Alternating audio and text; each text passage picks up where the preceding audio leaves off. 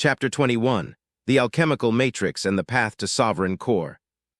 Xiao-Ye's sudden awakening was not prompted by Fatty Chen's booming corporate voice or the rattling of gold chains, but by a heavy, profound vibration within his own soul. He sat up slowly on his bamboo cot, the straw hat slipping down into his lap. The Slacker's refining array was still humming along the eastern wall, its spatial chutes dropping flawless Grade 2 elixirs into the vacuum channels with a rhythmic work-click, pop. But as Xiao-Ye stared at the cerulean flames flickering inside the obsidian core, he realized something was fundamentally wrong. He was incredibly rich, legally untouchable, and his life was a masterpiece of absolute laziness. Yet his personal cultivation and alchemical understanding had hit an invisible, solid wall. System analysis, protocol divergence alert. Host status, third layer body tempering stagnant. Alchemical comprehension, Grade 2 saturated. Warning, excessive reliance on basic automated loops has restricted true soul fire evolution. The system's core purpose is the creation of the eternal alchemy emperor. Corporate capital cannot bypass the tribulation of immortality. Xiao-Ye rubbed his temples, letting out a long, rare sigh that wasn't born out of sleepiness. So, I can't just sleep my way to the upper realms. The system won't let me ascend to immortality if my own soul fire is too weak to handle the heavenly lightning. Ding, affirmative. To unlock Tier 4 and beyond, the host must personally master the Sovereign Core manifestation technique. The automation array can mimic the hand, but the host's soul must command the flame. Fine, Xiao-Ye murmured, swinging his legs over the edge of the cot. If I have to actually learn how to manipulate the cosmic laws myself just to maintain my right to take a permanent nap, then let's get it over with. With a wave of his hand, he pulled up the System Shop's Esoteric Alchemical Manuals tab, bypassing all the security drones and automated conveyor belts he had spent the last month hoarding.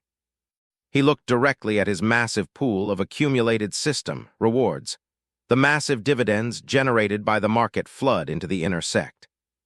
System Shop, Core Alchemical Legacy unlocked. Product name, The Sovereign Emperor's Ninefold Flame Manual, Volume 1.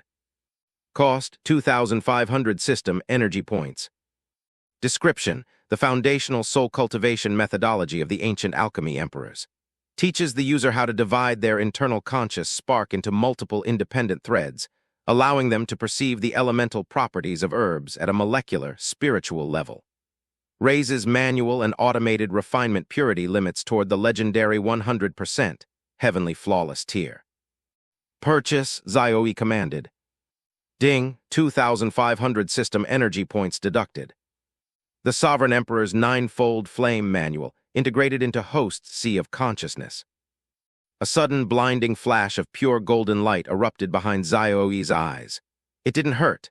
Instead, it felt like an incredibly soothing, icy stream of mountain water pouring directly into his brain, carving out new pathways in his soul.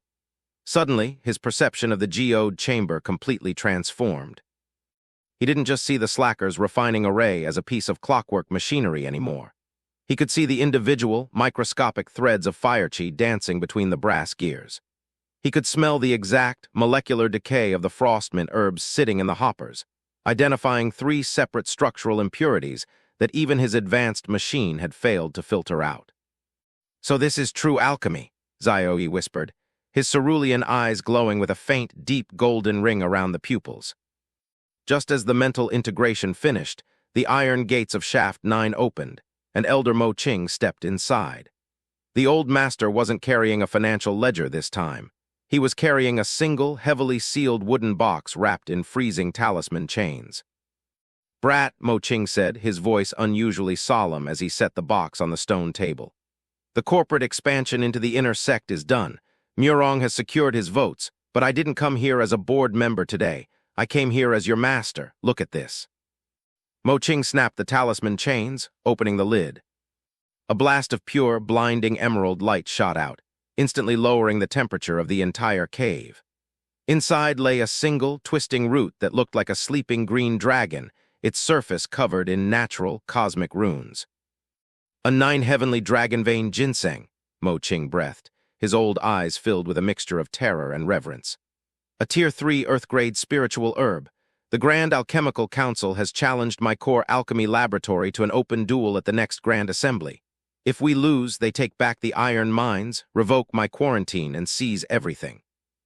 I am the only Tier 3 master in this valley, but my soul fire is too coarse to refine this root without destroying 70% of its medicinal properties. If we fail to produce a 95% pure dragon vein breakthrough pill, we are finished. Xiao-Ye walked over to the table, staring down at the glowing emerald root. Under the newly integrated 9-fold flame manual, the dragon vein ginseng didn't look like a solid object. It looked like a swirling vortex of chaotic, high-density wood elemental energy, desperately fighting against its own internal structural imbalances. Your automated machine can't handle this, Xiao-Ye, Mo Qing sighed, slamming his fist on the table. The Tier 2 array lacks the variable soul logic to suppress a Tier 3 spiritual entity. If we dump this into the hoppers, the root's internal energy will detonate the furnace. You're right, Elder, Xiao-Ye said softly, a calm, steady focus settling over his face that Mo Qing had never seen before. The machine can't handle it, but I can. For the first time since entering the Green Cloud Sect, Xiao-Ye did not lie down on his bamboo cot. He sat cross-legged directly on the stone floor in front of the Slacker's refining array, his hands forming a complex, ancient alchemical madra. System, Xiao-Ye commanded internally. Switch the array to manual overdrive sync mode. Link my soul seed directly to the core combustion chamber. Ding, manual sync initialized. Warning, host will experience the direct thermal weight of the Tier 3 spiritual herb. Proceed. Proceed. With a sudden wave of his hands, the talisman chains on the box shattered completely, and the 9 heavenly dragon vein ginseng flew directly into the central obsidian cauldron of the array. Boom! A violent shockwave of emerald green and cerulean blue fire erupted from the machine, shaking the entire cavern structure. The brass gears ground to a screeching halt as the sheer, chaotic power of the Tier 3 herb fought against the mechanical constraints. Suppress, Xiao-Ye roared softly, his eyes snapping open as pure, golden soul fire flared around his body. Using the 9-fold flame manual, he divided his consciousness into 9 independent, microscopic threads, driving them straight into the heart of the roaring cauldron. He didn't use physical strength. He used his absolute, perfect comprehension of the elemental laws to gently soothe the chaotic dragon root. Everywhere his golden soul fire touched, the impurities inside the ginseng were systematically vaporized, turned into a fine, sparkling white mist that drifted out of the ventilation shafts. Mo Qing watched from the corner, his mouth hanging open, his breath completely caught in his throat. He had spent 80 years studying the path of alchemy, yet he had never seen a third-layer body tempering apprentice display a soul control so precise, so authoritative, that it looked as though the natural laws of heaven and earth were actively bowing to his command. He isn't just refining a pill, Mo Qing whispered in absolute awe, his knees trembling. He is dictating terms to the ingredients.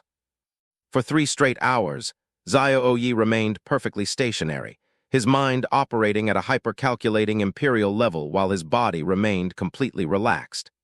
The experience counter in his vision was ticking upward at a frantic, unprecedented speed. Alchemical experience plus 500, plus 1000, plus 2500. Host alchemical comprehension breaking through to Tier 3, Grandmaster Realm. With a final, sharp snap of Xiao-Ye's fingers, the obsidian cauldron let out a soft, musical chime. The emerald flames receded instantly, leaving behind a single, perfectly spherical pill hovering in the center of the chamber, radiating a dense, rings of translucent green clouds. Refinement complete, dragon vein breakthrough pill. Purity, 99.8%, heavenly flawless tier. System evaluation. The first step toward the throne of the eternal alchemy emperor has been firmly established. Xiao-Ye caught the glowing pill in his palm, his golden eye-rings slowly fading back into a deep, lazy cerulean. He let out a massive, exhausted yawn, instantly slumping backward onto his plush silk pillows without even checking the quality of his work. "Here's your pill, Elder," Xiao-Ye mumbled, his voice already dropping back into his signature, sleepy drawl as he pulled his blanket back up to his chin. "Take it to the Grand Assembly and show those council frauds what real alchemy looks like." I just forced my brain to work for 3 consecutive hours, and if I don't get a 16-hour sleep cycle right now, my soul is going to go on strike. Mo Qing carefully scooped the 99.8% flawless pill into a jade jar, his hands shaking with an intense, burning reverence as he looked at his lazy apprentice, who was already snoring softly beneath his straw hat. The old master knew that the corporate games of the inner sect were officially over. The true path had begun, and this lazy kid from the outer barracks was officially marching toward immortality, one automated nap at a time. Chapter 22, The Earth-Fire Awakening. Act I, The Echoes of the Deep. The geode chamber of Shaft 9 had only just begun to settle after the high-intensity refinement of the 9 heavenly dragon vein ginseng. The 99.8% flawless pill sat securely inside Elder Mo Qing's trembling jade jar, but the residual energetic feedback of the process had left an indelible, chaotic mark on the local environment. Xiao-Ye lay dead center on his bamboo cot, his arms flopped loosely over his sides. He had intended to sleep for a solid 24 hours to offset the brutal mental strain of his first manual Tier 3 refinement, but the universe, and his own rapidly evolving cultivation base, had entirely different plans. Deep beneath the bedrock of the iron mine, an ancient, structural rhythm began to pulse. It wasn't the rhythmic work-click of his automated refining array, nor was it the frantic clacking of Fatty Chen's distant abacus. It was a deep, guttural, magma-driven throb that vibrated through the very limestone core of the mountain. System alert, environmental resonance triggered. Cause, high-density Tier 3 wood elemental refinement has catalyzed a dormant catalyst. Subterranean event. A path to a forgotten geothermal earth-fire core has fractured open directly beneath Shaft 9. Thermal projection. Ambient temperature rising by 1.5 degrees C per minute. Host cultivation threshold. Soul Sea is currently overflowing with unrefined Grandmaster experience. Danger of spiritual stagnation if energy is not grounded. "Oh, come on," Xiao-Ye groaned, the brim of his straw hat lifting slightly as a sudden puff of superheated sulfur gas whistled up through a hairline fracture in the stone floor. "I literally just automated the shipping and handling departments so I wouldn't have to look at the workspace, and now the floor is trying to melt my bed." He swung his legs over the side of the cot, his bare feet touching the stone. The limestone was already uncomfortably warm, radiating a dense, oppressive heat that made his thin canvas tunic stick to his skin. Across the room, the Slacker's refining array was entering an emergency cooling cycle. Its obsidian cauldrons flared with bright crimson runes as the automated system tried to dump excess thermal energy back into the environment, but the external ambient pressure was simply too high. Ding! System shop prompt. The Slacker's thermal siphon Madra Tier 3 passive technique is highly recommended for immediate deployment. Cost 1,200 system energy points. Description: converts incoming environmental thermal stress directly into localized spiritual experience points, shielding the host's physical body while allowing them to remain completely motionless during high-temperature anomalies. "Purchase," Xiao-Ye mumbled, rubbing the sleep from his eyes. "If I'm going to be baked alive by an underground volcano, I might as well get paid for it in cultivation milestones." Ding, 1,200 system energy points deducted. Slacker's thermal siphon Madra integrated. Passive insulation field active. Instantly, a translucent, pale blue ripple of cooling energy enveloped the bamboo cot. The air within a 3-foot radius of Xiao-Ye dropped back to a comfortable, breezy room temperature, even as the rest of the geode chamber began to shimmer with visible heat waves. Act II, the descent into the core. Before Xiao-Ye could lie back down to test the efficiency of his new passive cooling shield, a violent tremor ripped through the bottom of the shaft. The stone table cracked cleanly down the center, and the heavy iron gates leading to the upper tunnels groaned as the rock walls shifted. A section of the cavern floor near the waste chute collapsed entirely, slumping inward to reveal a jagged, glowing vertical chasm that spiraled straight down into the black and crimson depths of the mountain root. From the depths of this newly formed abyss, a pillar of pure, liquid gold fire erupted, casting long, dancing shadows across the ancient formations of the geode. At the very bottom of that rift, visible only to Xiao-Ye's newly unlocked ninefold flame soul vision, sat a pulsating heart of pure, crystalline magma, the earth-fire core, a natural treasure formed over 10,000 years of tectonic compression. System quest initialized, the foundation of the lazy sovereign. Objective: absorb the earth-fire core to elevate host's personal cultivation from third-layer body, tempering directly to the foundation establishment stage. Alchemical yield: upgrades host's personal soul fire to Grandmaster Earthflame tier, increasing manual refinement speed by 300%. Slacker's condition: the absorption must be completed while maintaining a recumbent or semi-reclined posture to maximize passive energy distribution. Maintain a recumbent posture, so I have to do this lying down? Perfect. Finally, a quest designed with proper corporate ergonomics, Xiao-Ye muttered. He didn't bother climbing down the jagged rift. Instead, he simply dragged his bamboo cot right to the very edge of the newly opened chasm. The bamboo creaked, its wood reinforced by his system's passive insulation field, as he laid back down, crossed his ankles, and peered down over the edge into the glowing sea of liquid gold fire. System, initialize the absorption loop. Let's see how fast we can wrap this up so I can get back to my actual schedule of doing absolutely nothing. Ding! Absorption protocol initiated, drawing earthfire core energy upward. Act III, the flame integration. A thick, swirling strand of molten golden light separated from the core deep below, drifting upward through the chasm like a luminous serpent. It didn't burn the air. Rather, it carried an immense, heavy spiritual gravity that made the atmospheric pressure inside Shaft 9 feel as thick as water. The golden strand touched the tip of Xiao-Ye's right index finger, which was dangling lazily over the edge of the cot. Boom! An internal explosion rocked Xiao-Ye's sea of consciousness. The 9 independent threads of soul fire he had cultivated during the refinement of the dragon root flared into brilliant, incandescent columns of light. The raw, volcanic energy of the earth began to tear through his narrow, stagnant body tempering meridians, attempting to scorch his spiritual pathways from the inside out. Not so fast, Xiao-Ye whispered, his golden eye-rings flashing with a deep, authoritative brilliance. He didn't panic, nor did he sit up to guide the energy through traditional, painful martial arts circulation patterns. Instead, he utilized the ninefold flame manual to command his soul threads to wrap around the incoming magma energy like silk blankets. He systematically slowed down the velocity of the fire, breaking the chaotic volcanic intent down into small, digestible packets of pure, unadulterated alchemical experience. Internal cultivation log, rapid advancement initialized. 4th layer body tempering. Reached. 6th layer body tempering. Reached. 9th layer body tempering. Reached. Warning, approaching the grand chasm of foundation establishment. Heavenly chi compression required. Outside the mine, the Slacker's security drone array began to rotate at high speeds. The invisible spheres detected a sudden accumulation of ionized storm clouds gathering directly above the peak of Shaft 9.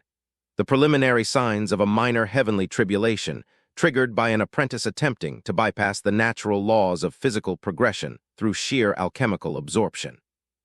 Fatty Chen, who was halfway across the outer valley supervising a carriage full of premium ingredients, stopped dead in his tracks. He stared up at the mountain peak, where purple streaks of lightning were beginning to dance across the sky. By the ancestors, what is that slacker doing up there now? Is he hosting a corporate fireworks display without filing the proper administrative paperwork? Act IV, the foundation of leisure. Inside the cavern, the pressure reached its absolute zenith. Xiao-Ye's skin radiated a soft, metallic golden hue as his body compressed the raw earth fire into a solid, liquid-state spiritual lake deep within his dantian. He felt the heavy, restrictive shackles of the mortal body tempering realm, cracking open one by one.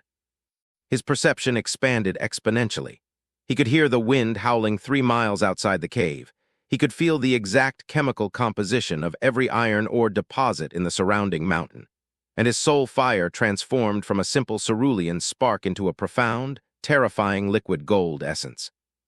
With a final, deep intake of breath, Xiao-Ye let out a long, slow exhale that carried a visible wisp of golden mist. Crack! The storm clouds above the mountain peak instantly dissolved, scattered by a sudden, invisible pulse of pure, refined spiritual intent that rippled outward from Shaft 9. Ding, breakthrough complete. Current cultivation, first layer foundation establishment stage. Alchemical rank, Tier 3 Grandmaster confirmed and stabilized.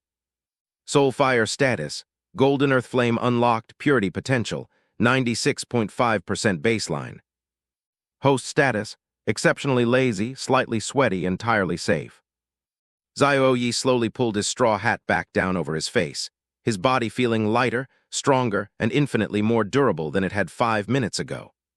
The chasm beneath his bed began to cool rapidly, the earth-fire core having been fully integrated into his personal soul matrix, leaving behind nothing but a quiet, gently glowing bed of volcanic crystal. Foundation establishment, Xiao-Ye murmured, testing his new internal energy by lazily wiggling his toes.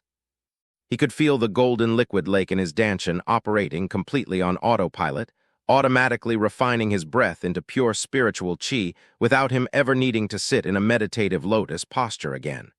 Excellent. Now my body cultivates itself while I sleep. This is the structural efficiency I've been looking for since day one. The Slacker's refining array clicked back into its standard operational cycle, its gears turning with a smoother, quieter hum now that it was being powered by the residual golden earth flame radiating from its sleeping master. Xiao-Ye pulled his thin blanket back over his shoulders, completely unbothered by the fact that he had just permanently altered the spiritual landscape of the entire mining sector. He had an empire to run, a sword saint to fund, and an ultimate ascension to immortality to achieve. But most importantly, he had a very urgent, highly pressing appointment with a 16-hour nap. Chapter 23, The Pill Sovereign's Tribunal. Act I, The Summons and the Proxy. The official decree from the Grand Alchemical Council did not arrive on standard parchment.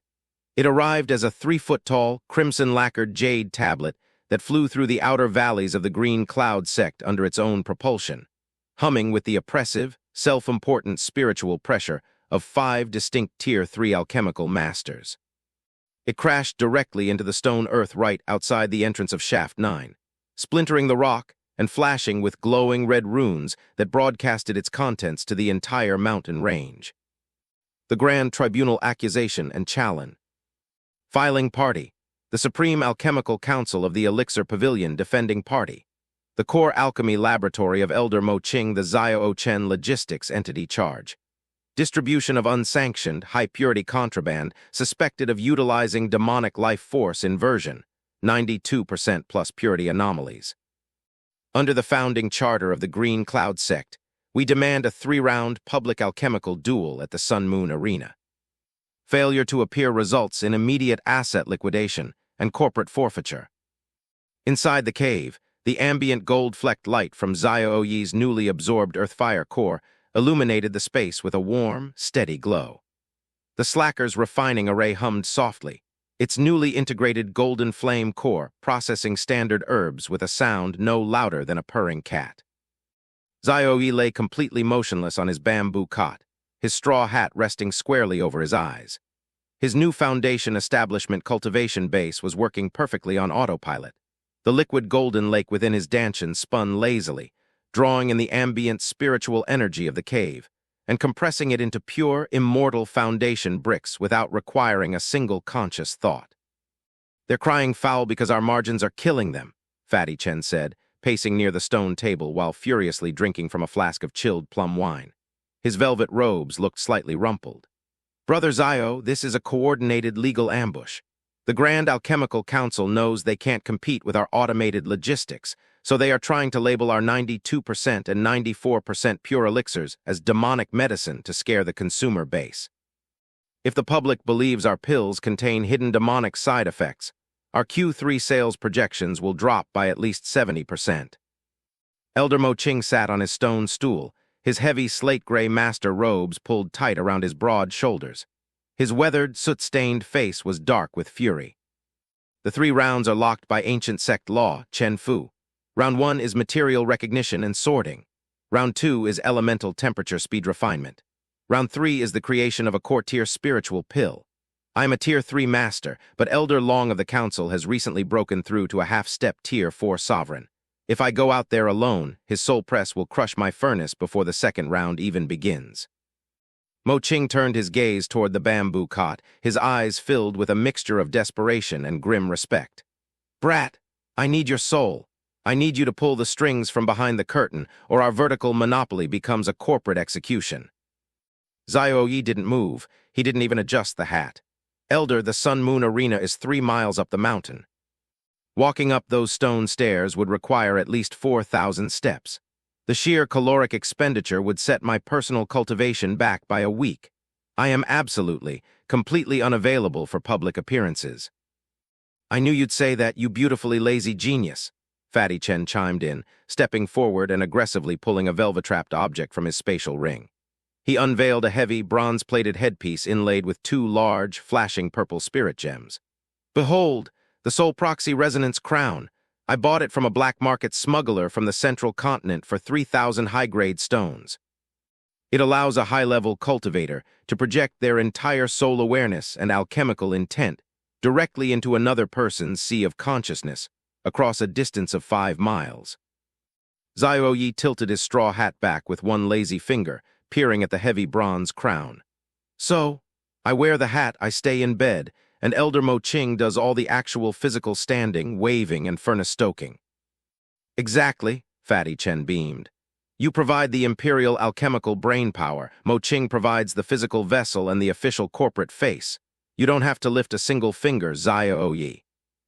Xiao-Ye let out a long, deeply satisfied yawn, pulling his plush silk pillows comfortably under his head. System, analyze the compatibility of the proxy crown with my 9-fold flame manual. System analysis, Soul Proxy Protocol. Compatibility, 98.7%, enhanced by host's golden earthflame soul. Operational parameters. Host may project up to 5 independent threads of alchemical soul intent into Elder Mo Qing's body while maintaining a completely recumbent, resting state on the bamboo cot. Experience gain. Active manual refinement experience will be credited to host at a 1.2x remote consulting bonus rate. Perfect, Xiao-Ye murmured, reaching out his right hand to let Fatty Chen place the bronze crown next to his pillow. Put the crown on my nightstand, Fatty.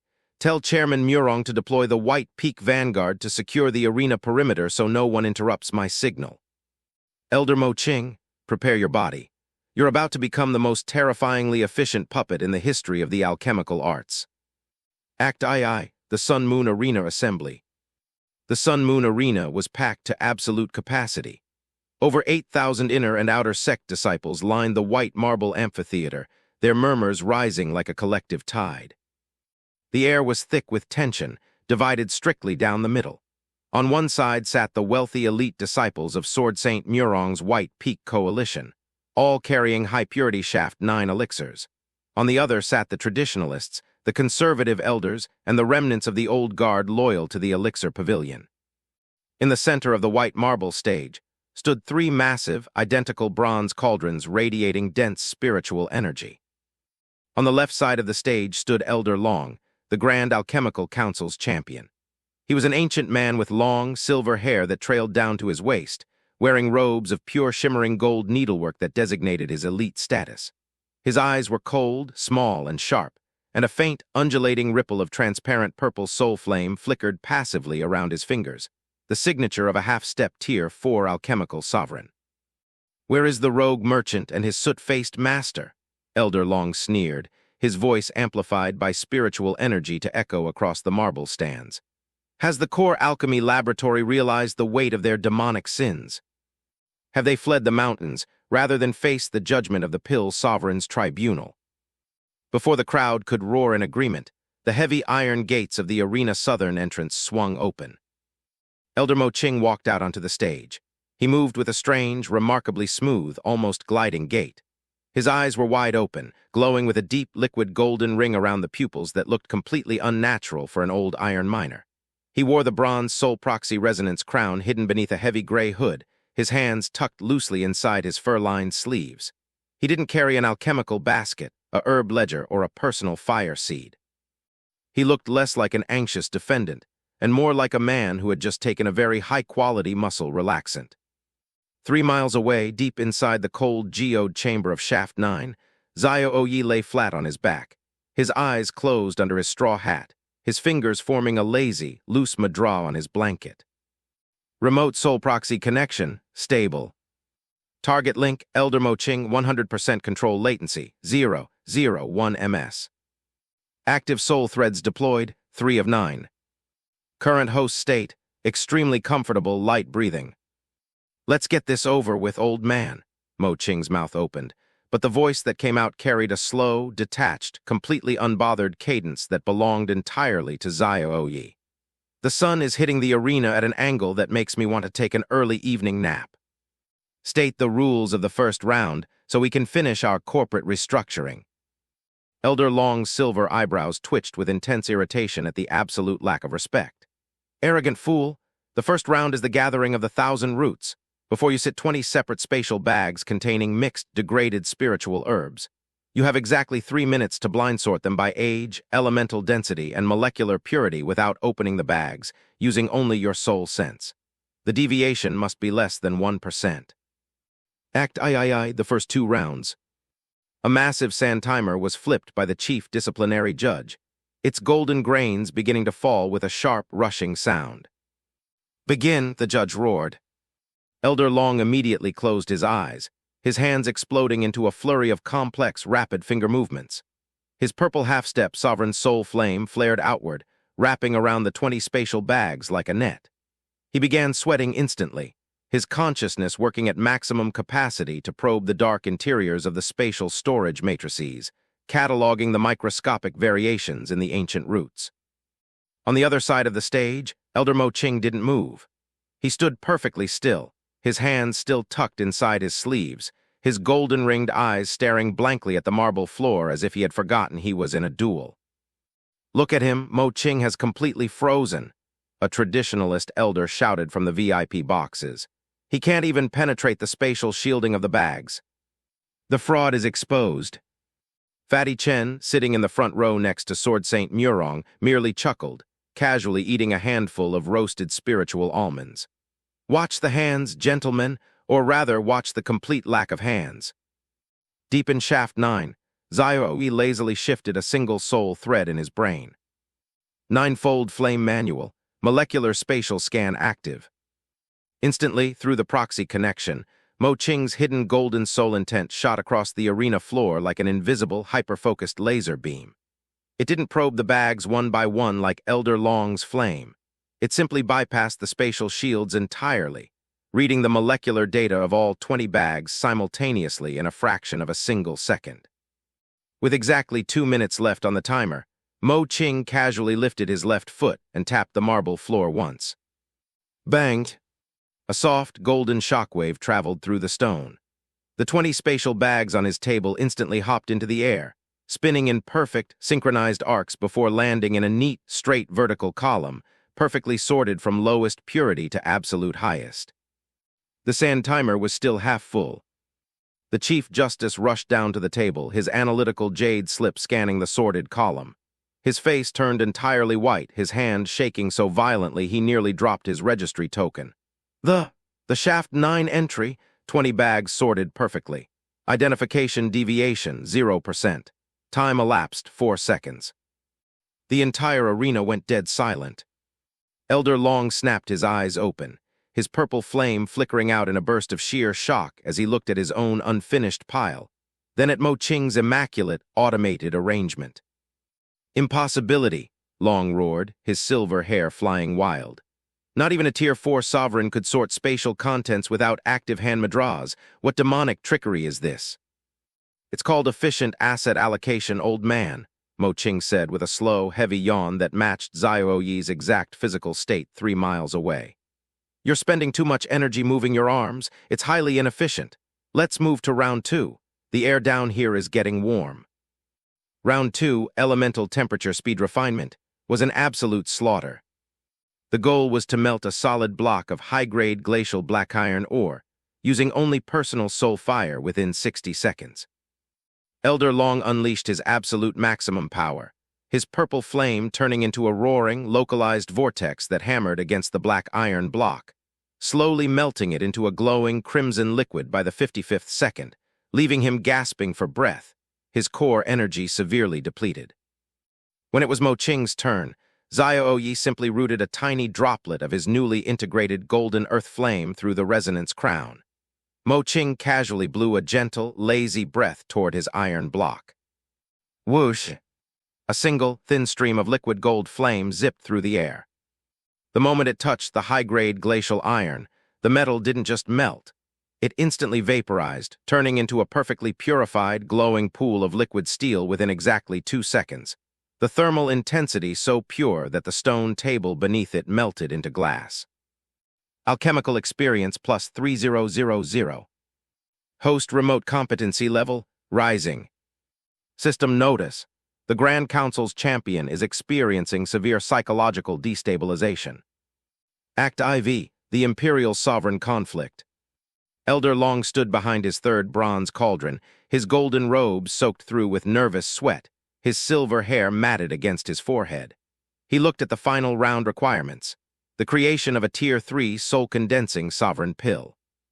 He knew that under normal circumstances, his half-step Tier 4 cultivation would guarantee victory. But this version of Mo Qing wasn't human. It was an unbothered, hyper-optimized monster that didn't even blink. "I will not lose to an unregistered minor," Long screamed, his eyes bloodshot as he reached into his hidden chest compartment, pulling out a dark, jagged, jet-black pill covered in forbidden crimson runes. A heaven-burning catalyst, an illegal alchemical drug that temporarily forced a refiner's soul into the true Tier 4 sovereign realm at the cost of 10 years of their lifespan. He swallowed the pill whole. Boom! A terrifying column of pure, dark purple flame erupted from Long's body, reaching 30 feet into the sky. The sheer kinetic pressure of his forced Tier 4 sovereign soul wave swept across the arena, causing hundreds of lower sect disciples in the front rows to faint instantly from the psychological weight. The stone structures of the amphitheater began to crack under the violent, unstable heat. Die with your corporate lies," Long laughed maniacally, his hands throwing rare herbs into his bronze cauldron at frantic speeds, the dark purple fire turning the metal molten red. 3 miles away, inside Shaft 9, Xiao-Ye slowly opened his eyes beneath his straw hat. His cerulean pupils were entirely gone, replaced by 2 glowing rings of pure, solid liquid gold. System, Xiao-Ye thought lazily, his voice dropping into a deep imperial resonance. Initialize sovereign overdrive sync. Let's show this old man the difference between a forced drug trip and a true master of the earth flame. Ding, sovereign overdrive active, deploying 9 of 9 soul threads. Back at the arena, Elder Mo Qing's entire body suddenly flared with a brilliant, blinding aura of solid golden fire. The hidden soul proxy resonance crown beneath his hood shined like a miniature sun. He didn't step back from Long's dark purple pressure. Instead, he stepped forward, his right hand finally coming out of his sleeve. He didn't use a furnace. He didn't even look at the third bronze cauldron. Mo Qing simply reached his bare hand straight out into the open air, his fingers splaying wide as he drove his golden soul threads directly into the atmospheric chi of the entire valley. With a single, elegant twist of his wrist, he commanded the natural fire chi of the earth to rise. VROOOM. The entire sun-moon arena shook as a massive, swirling cyclone of pure golden earth flame erupted directly out of the marble floor, completely bypassing the cauldrons. Inside that golden vortex, the raw herbs provided for the round floated in a perfect, geometric circle, their impurities instantly vaporizing into white starlight before they could even touch a flame. Void refinement.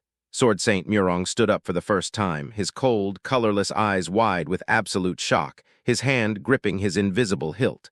He is refining a Tier 3 sovereign pill in the open air, without a vessel, using the earth itself as his cauldron. Elder Long looked up from his dark purple cauldron, his maniacal laughter freezing in his throat as he felt the absolute, unyielding authority of Mo Qing's golden flame.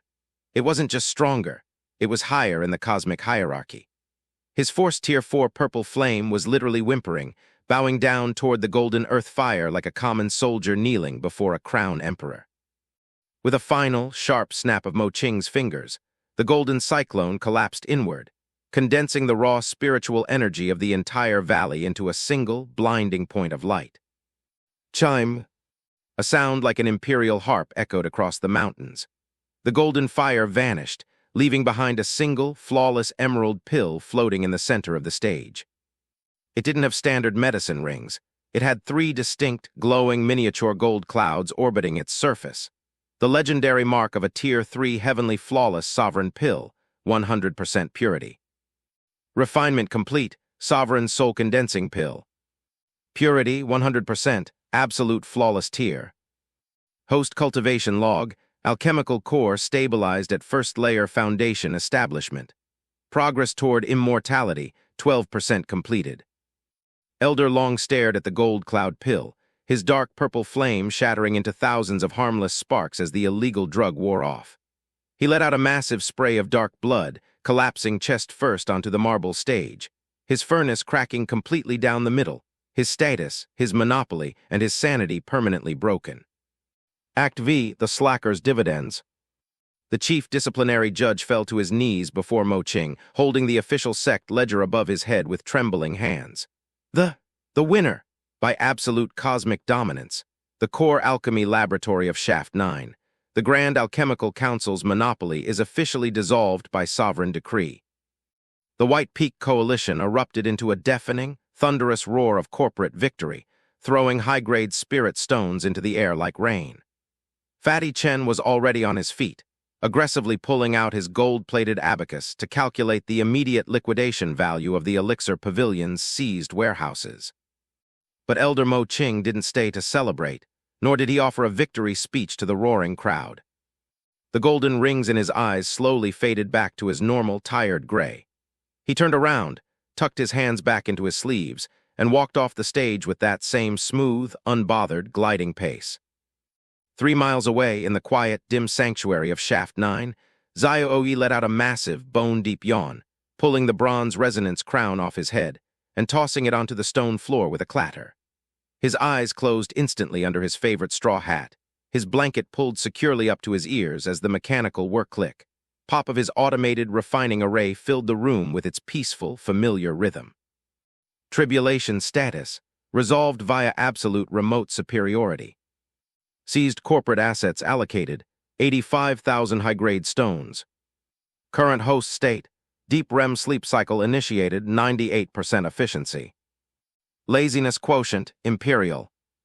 Perfect, Xiao-Ye murmured into his silk pillows, his liquid golden Danshan lake spinning smoothly on autopilot, steadily building his bridge to immortality while he remained completely, profoundly motionless.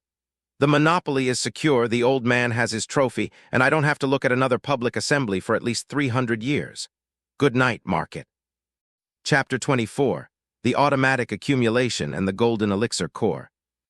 Act I, The Aftermath of Regulatory Capture.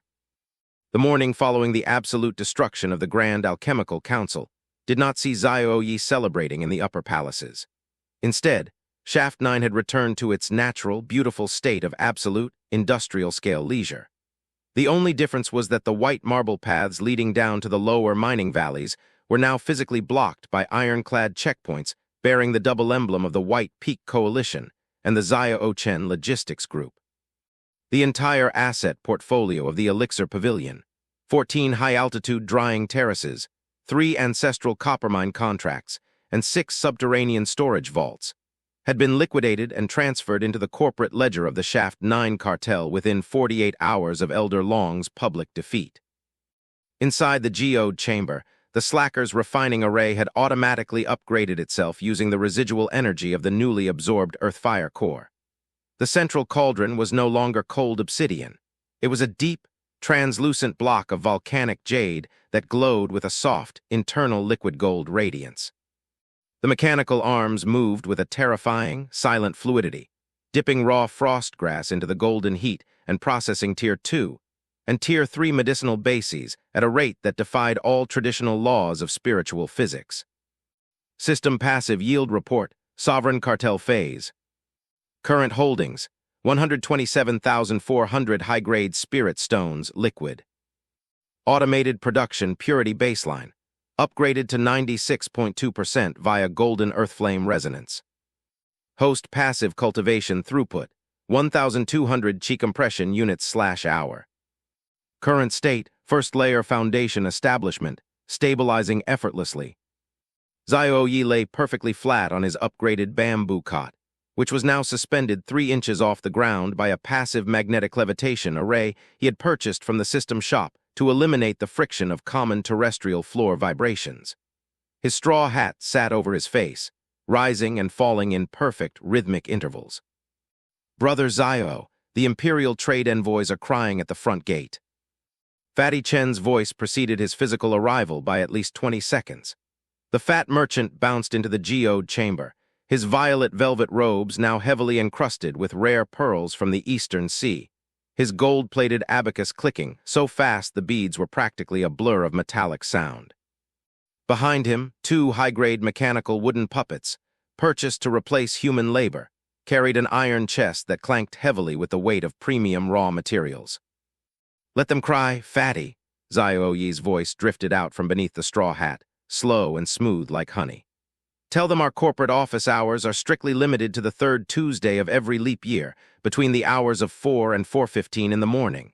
If they miss the window, they can file a complaint in the waste chute." "You don't understand, Chairman Xiao. We have officially moved past simple sect dominance." Fatty Chen cackled, dropping the heavy leather binder onto the table. "Because we completely eliminated the Elixir Pavilion, the Imperial Treasury in the capital cannot fulfill their seasonal order for sovereign cleansing pills to stabilize the Crown Prince's spiritual veins. They aren't here to tax us. They are here to beg for a long-term supply contract. Look at the pricing structure they just proposed." Xiao-Ye didn't look. He merely flicked his left index finger, causing a localized ripple of his golden earth flame to spark out, automatically lighting a thin stick of calming spirit incense on his nightstand without his head ever leaving the pillow. "If the Crown Prince wants pills, he can wait in the automated queue like the rest of the mortal world." "How are my internal cultivation logs looking, system?" "Internal cultivation log, automated progression. Foundation liquid volume, 42% capacity reached. Soul fire density, Grandmaster Tier 3, sovereign level. Current quest progress. The path to the Alchemy Emperor's core requires the personal manual mastery of the Tier 3 heaven-linking jade pill to forge the foundation for true golden core ascension. Progress. 0% completed. Host has spent the last 48 hours sleeping." "Ah," Xiao-Ye thought lazily, shifting his head slightly on his silk pillows. "So to reach the true golden core stage and get closer to immortality, I have to personally cook at least one more high-grade pill myself. The system really hates letting me enjoy a clean, uninterrupted weekend." Act II, The Master's Dilemma. Before Fatty Chen could launch into a multi-million-stone slideshow regarding their cross-border logistics expansion, the heavy iron gates of the cavern opened with a slow, grinding screech. Elder Mo Qing walked into the room, his gray hair tied back neatly, his slate robes looking immaculate. However, his face carried an unusual expression of deep, meditative solemnity. He didn't look like a victorious grandmaster who had just broken the back of a multi-century monopoly. He looked like an alchemist who had looked into the abyss of the cosmic laws and realized he was thoroughly outclassed by a teenager who slept in a straw hat. He sat down heavily on a stone stool, staring at the translucent volcanic jade core of the automated array. "Xiao-Ye," Mo Qing said softly, his rough voice uncharacteristically quiet. "The Grand Council's standard furnaces have all been dismantled. The sect has granted our laboratory absolute sovereign exclusivity over all alchemical research and distribution. But yesterday, when I tried to recreate a simple Tier 3 recipe using my own soul fire, I couldn't do it." Fatty Chen stopped his abacus, his small eyes blinking. "What do you mean, Elder? You've been a Tier 3 master for 20 years. "My fire is too coarse," Mo Qing muttered, his calloused hands tightening over his knees. "Having experienced the absolute, flawless precision of Xiao-Ye's soul intent through the proxy crown during the tribunal, my own understanding of the elemental laws has been broken. I used to think alchemy was about fighting the ingredients, forcing the herbs into submission through heat and brute spiritual force. But this kid, his golden flame doesn't fight. It flows. It treats the molecular structure of the herb like a perfectly optimized river." Mo Qing looked directly at the bamboo cot, his eyes filled with a deep, unshakable reverence that transcended the standard relationship of master and disciple. Xiao-Ye, I am no longer your teacher. In the path of the true flame sovereign, you are the ancestor, and I am merely an apprentice trying to learn the alphabet. Teach me how to refine without force. Xiao-Ye let out a long, heavy sigh, lifting the brim of his straw hat just enough to look at the old iron miner. Elder, teaching you requires talking. Talking requires breath, and breath requires physical exertion. It's highly inefficient. If you want to learn the ninefold flame method, you don't need lessons. You just need to stop trying so hard. Xiao-Ye closed his eyes again, his voice dropping into a deep, melodic hum that resonated with the golden earth flame lake inside his dantian. System, allocate 500 of my unallocated energy points to project a localized alchemical comprehension field within the geode chamber. Let the old man passively absorb the foundational data maps while he sits there. Ding, 500 system energy points deducted. Slacker's pedagogical field deployed. Radius 10 feet. Target Elder Mo Qing. Effect, passively transfers Tier 3 elemental alignment data directly into target's sea of consciousness at a rate of 0.5% per hour, requiring 0 verbal communication from the host. Instantly, a soft, golden fog began to drift off the edges of the floating bamboo cot, settling gently around Mo Qing's stone stool. The old master's eyes went completely wide as his mind was suddenly flooded with millions of microscopic, translucent blueprints detailing the exact thermal threshold of every known herb in the Green Cloud Sect's territory. He didn't need to read a book. The knowledge was simply embedding itself into his soul like rain soaking into dry soil. By the ancestors, Mo Qing whispered, instantly dropping into a deep meditative state right there on the stone stool, his own gray soul fire slowly beginning to shift from a rough, violent crimson into a smooth, liquid-like indigo. Beautiful, Fatty Chen whispered, taking notes in his golden ledger. Passive employee training loops. We don't even have to pay for tuition. Act I, the forging of the jade pill. Now that the old man is occupied with his passive corporate upgrades, Xiao-Ye murmured, his body slowly rising from the maglev bamboo cot until he was sitting cross-legged in midair, his movements fluid and entirely weightless thanks to his foundation establishment chi. It's time I finished my own homework. Fatty dumped the contents of that iron chest into the primary extraction channel. Fatty Chen nodded aggressively, pulling a lever on the automated machine that tipped the heavy iron chest forward. A glittering waterfall of rare, crystalline plants, heaven-linking jade grass, suncore lotus petals, and aqueous dragonscale stems slid down the polished tracks directly into the volcanic jade cauldron. These were the rarest Tier 3 ingredients in the southern hemisphere, worth enough to purchase a small kingdom, but to the Xiao-Chen logistics group, they were simply standard raw inventory. Manual core refinement initialized, the heaven-linking jade. Target purity goal, 100% flawless. Active soul threads, 9 of 9 fully engaged. Current target, consolidate the liquid foundation lake into the sovereign golden alchemical core. Xiao-Ye didn't use his hands to stoke the flame. He simply closed his eyes, and his entire body flared with a deep, radiant aura of pure, liquid gold fire. The 9 independent threads of his soul shot straight into the heart of the jade cauldron like 9 golden dragons, instantly seizing control of the raw materials.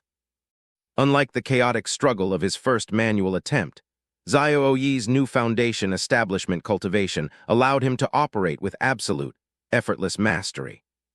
He didn't fight the heaven-linking jade grass. He simply adjusted the localized spatial temperature around each individual leaf, causing the impurities to separate from the pure spiritual essence like grease lifting off a polished plate. Whir-click hummum. The automated still's mechanical gears spun in perfect sync with his soul waves, providing a continuous, flawless stabilization matrix that kept the internal pressure perfectly constant. The liquid gold flame inside the cauldron rose and fell in beautiful mathematical waves, completely purifying the ingredients within minutes. Alchemical manual log, peak refinement achieved. Material dissolution, 100% complete. Impurity extraction, 100% efficiency. Experience gain, alchemical path milestones. Deep within his own body, the liquid golden lake inside Xiao-Ye's dantian began to vortex violently. The raw experience from the manual refinement acted as a massive hydraulic press, squeezing the vast lake of spiritual energy down, tighter and tighter, into a single, dense, shimmering point of absolute geometric perfection. Act IV, the ascension toward the golden core. The air inside the geode chamber grew completely still. The spirit incense smoke on the nightstand stopped drifting, hanging in the air like a solid silver thread. With a final, silent command from Xiao-Ye's soul, the liquid gold essence inside the jade cauldron condensed completely, forming a single, translucent white pill that radiated 3 rings of pure, solid golden light, a perfect heaven-linking jade pill. But Xiao-Ye didn't catch it in his hand. Instead, he opened his mouth and drew the pill directly into his own body via a stream of pure qi. Boom! The pill dissolved instantly upon entering his throat, transformed into a massive, surging river of ancient alchemical intent that rushed straight down into his compressed dantian lake. The single point of geometric light absorbed the energy, expanding and hardening until it turned into a flawless, walnut-sized sphere of pure, unblemished golden crystal that radiated a subtle, terrifying authority, the sovereign alchemical golden core. Ding, major breakthrough achieved. Current cultivation stage, first layer golden core realm, sovereign quality. Alchemical rank, Tier 4 alchemical sovereign unlocked and registered. Lifespan extension, plus 500 years allocated. System notice, host's body has achieved permanent automated metabolic cleansing. The necessity for physical breathing or movement during cultivation has been permanently reduced by 95%. Xiao-Ye dropped softly back onto his maglev bamboo cot, his body perfectly relaxed, his cerulean eyes slowly closing as the golden eye rings vanished back into his pupils. His new golden core was spinning lazily on its own axis within his dantian, automatically processing the ambient cosmic energy of the mountain range without requiring a single ounce of his attention. He was now a golden core sovereign, a figure capable of obliterating an entire martial army with a single thought, yet he looked exactly the same, a lazy apprentice in a frayed straw hat, sleeping on a floating bed. Incredible, Xiao-Ye murmured into his silk pillows, his voice already fading back into his signature, sleepy drawl. Now that I'm in the golden core realm, my system's passive range has expanded to 20 miles. I don't even have to look at the mine to keep the production running. Elder Mo Qing slowly opened his eyes from his meditation, his own soul fire now a smooth, crystalline indigo, representing his official breakthrough into the upper ranks of Tier 3 mastery. He looked over at the floating cot, sensing the deep, oceanic, golden authority radiating from his sleeping apprentice, and simply bowed low from his seat, completely accepting his new role as the premier executive executioner of the Alchemist Emperor's will. Fatty Chen cackled quietly, his brush flying across the golden parchment as he updated the corporate hierarchy. The Sovereign Empire, Chairman Xiao-Ye, CEO Fatty Chen. Sleeping/Sovereign, Gross Profit/Growth. Elder Mo Qing, COO/Master Refiner. Sword Saint Murong. Sovereign Security Force. Sleep well, Chairman Xiao, Fatty Chen whispered, snapping his fan shut with a soft, satisfied click as the automated wooden puppets began loading the next batch of raw material into the volcanic jade array.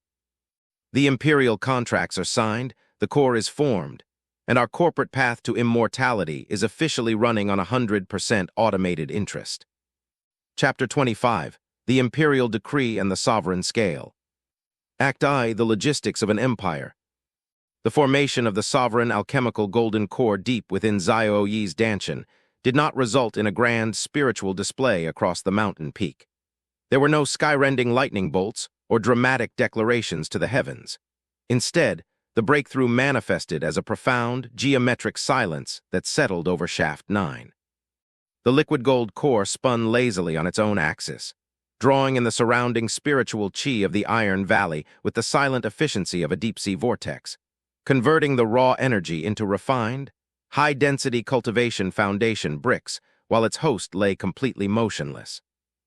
The Slacker's refining array had seamlessly adjusted to its master's upgraded rank. The translucent volcanic jade cauldrons now operated with a 3-layer extraction system, their internal temperature regulated by the passive radiation of Xiao-Ye's golden earth flame. System passive status report, Tier 4 Sovereign Tier. Current cultivation, First Layer Golden Core Realm Autonomous Sync active. Alchemical rank, Tier 4 Alchemical Sovereign Passive Comprehension Layer. Regional Monopoly Radius, expanded to 25 miles. Current energy pools, 142,500 high-grade stones, liquid storage.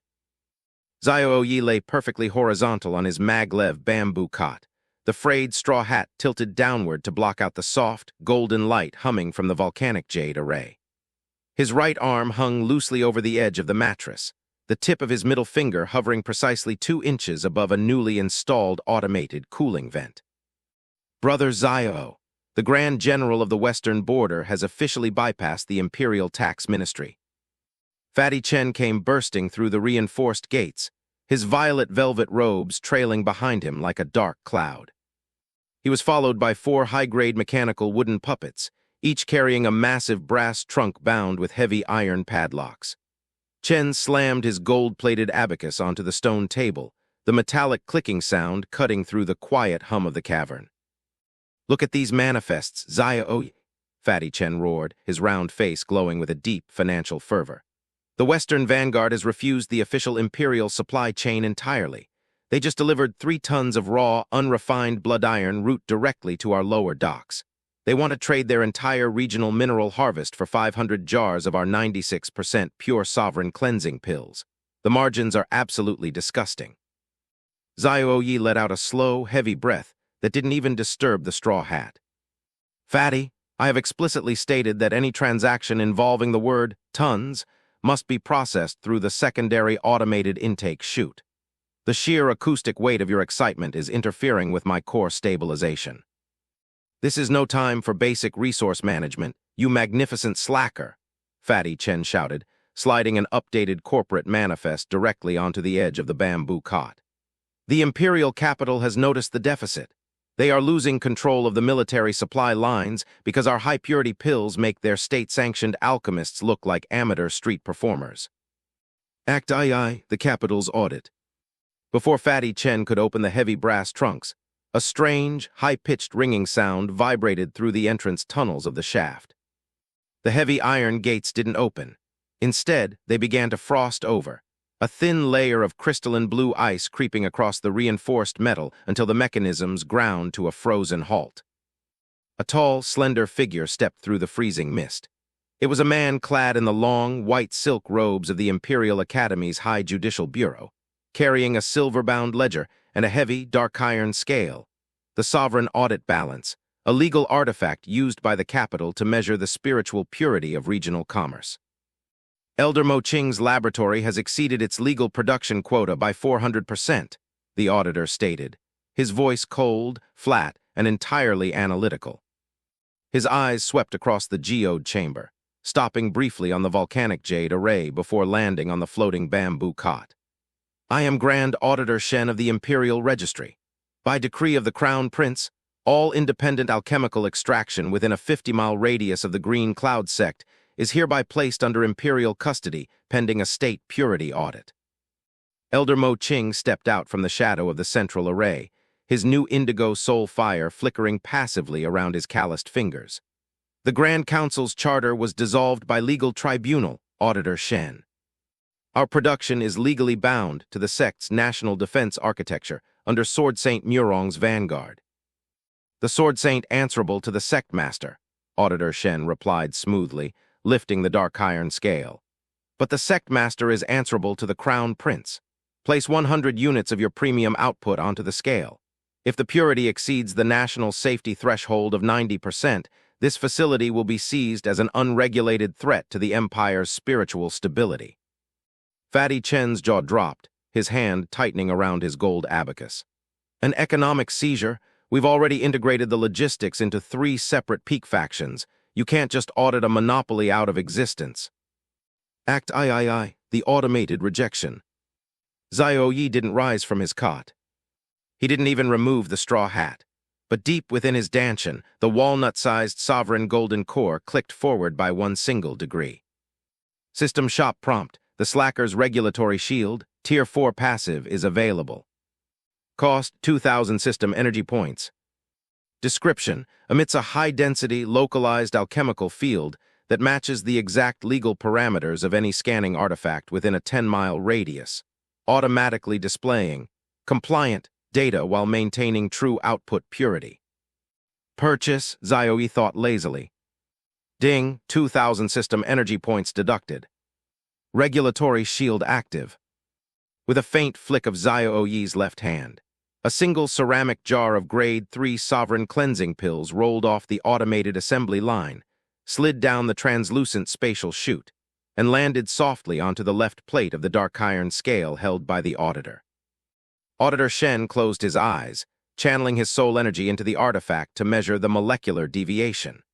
The dark iron scale hummed, its runes glowing with a brilliant blue light as it attempted to read the pill's internal structure. Under normal circumstances, the scale would have detected the 99.8% flawless purity and triggered an imperial red alert.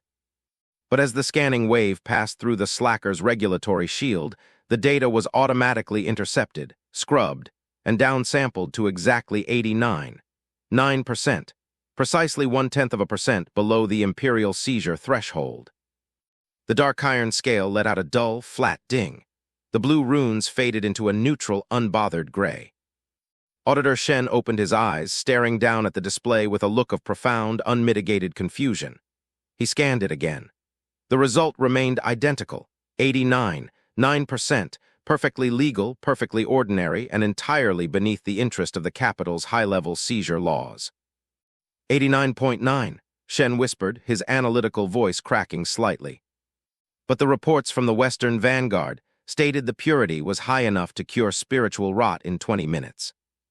The Western Vanguard is notorious for over-reporting their military metrics to secure larger budgets, Auditor.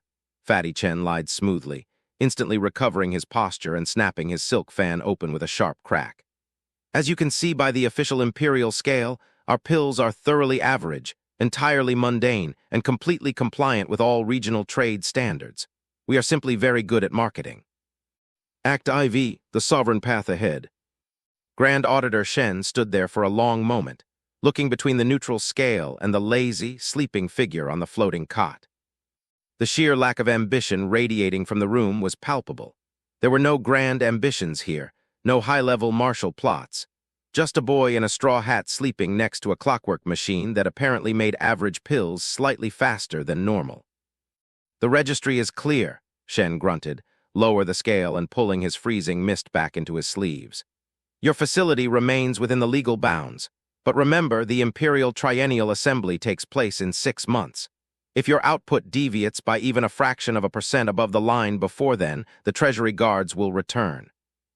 The auditor turned on his heel, his white silk robes vanishing into the dark stone tunnels as the iron gates slowly unfroze with a quiet, dripping hiss. Elder Mo Qing let out a massive breath he didn't realize he was holding, his indigo soul fire settling back into his palms. Brat, you just manipulated an imperial auditing balance without even looking at it. My heart nearly stopped. The scale was too loud, Elder, Xiao-Ye mumbled from beneath his straw hat, his body shifting slightly as he pulled his blanket back over his ears. His golden core continued to spin lazily, steadily absorbing the residual ice chi left behind by the auditor and converting it into pure, unadulterated alchemical foundation energy. Fatty, clear the trunks, Mo Qing. Watch the hoppers. I have just saved the company 3 million stones in legal fees, and I am officially reclaiming my lost hour of sleep. The mechanical array continued its quiet, flawless work. Work, click, pop.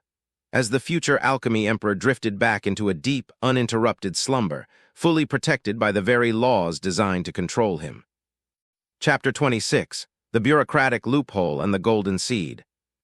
The departure of Grand Auditor Shen left a profound silence in Shaft 9, broken only by the continuous, rhythmic work-click, pop of the automated volcanic jade refining array. The Slacker's regulatory shield had successfully spoofed the imperial balance, but the system interface in Xiao-Ye's peripheral vision was already updating with new long-term operational costs. System notification, sovereign expansion phase. Current cultivation, first layer golden core realm autonomous. Active domain, 25-mile radius. Alchemical purity masking. Active, stable at 89.9% for external scanners. Next core milestones. The development of the sovereign golden seed to transition into the second layer golden core. Xiao-Ye lay perfectly still on his maglev bamboo cot. His new golden core spun smoothly within his danchan, automatically compressing the ambient earthly chi of the mineral valley into dense, golden bricks of spiritual energy. He did not need to sit up, breathe deeply, or engage in traditional martial cycles. The system's passive efficiency took care of everything while he remained in a state of absolute, profound relaxation. Brother Xiao, the regulatory victory has already been monetized. Fatty Chen came sliding into the cavern, his pearl-encrusted robes clinking against the limestone floor. He slammed an updated ledger onto the cracked stone table. Since the Imperial Auditor cleared us as compliant, the Western Vanguard has doubled their order. They believe our 89.9% rating is a deliberate corporate cover story to avoid royal taxes, which, to be completely fair, it is. They are paying an extra 20% premium under the table just to secure the high-purity batches. Xiao-Ye groaned softly, shifting his straw hat slightly to block out the glare from Fatty Chen's ledger. Fatty, your financial vocabulary is far too loud for this altitude. If you don't route these premium transactions through the automated silent accounts, I will reprogram the mechanical puppets to audit your velvet robes. Before Fatty Chen could defend his corporate accounting methods, Elder Mo Qing stepped out from behind the volcanic jade array. The old iron miner's soul fire had completely stabilized into a deep, crystalline indigo, thanks to the passive data maps he had been absorbing from Xiao-Ye's pedagogical field. The brat is right, Chen Fu, Mo Qing grunted, his calloused hands resting on the brass hopper. The imperial capital isn't stupid. Shen will report back to the High Academy, and the Grand Masters there will realize that an 89.9% consistency across 5,000 identical jars is mathematically impossible for a standard mortal laboratory. They will send real alchemists next time, not paper pushers. Xiao-Ye didn't raise his head, but his internal consciousness flicked through the System Shop's Advanced Infrastructure tab. System, Xiao-Ye thought lazily, if the capital is going to send true masters, I need to upgrade the automated array's filtration logic.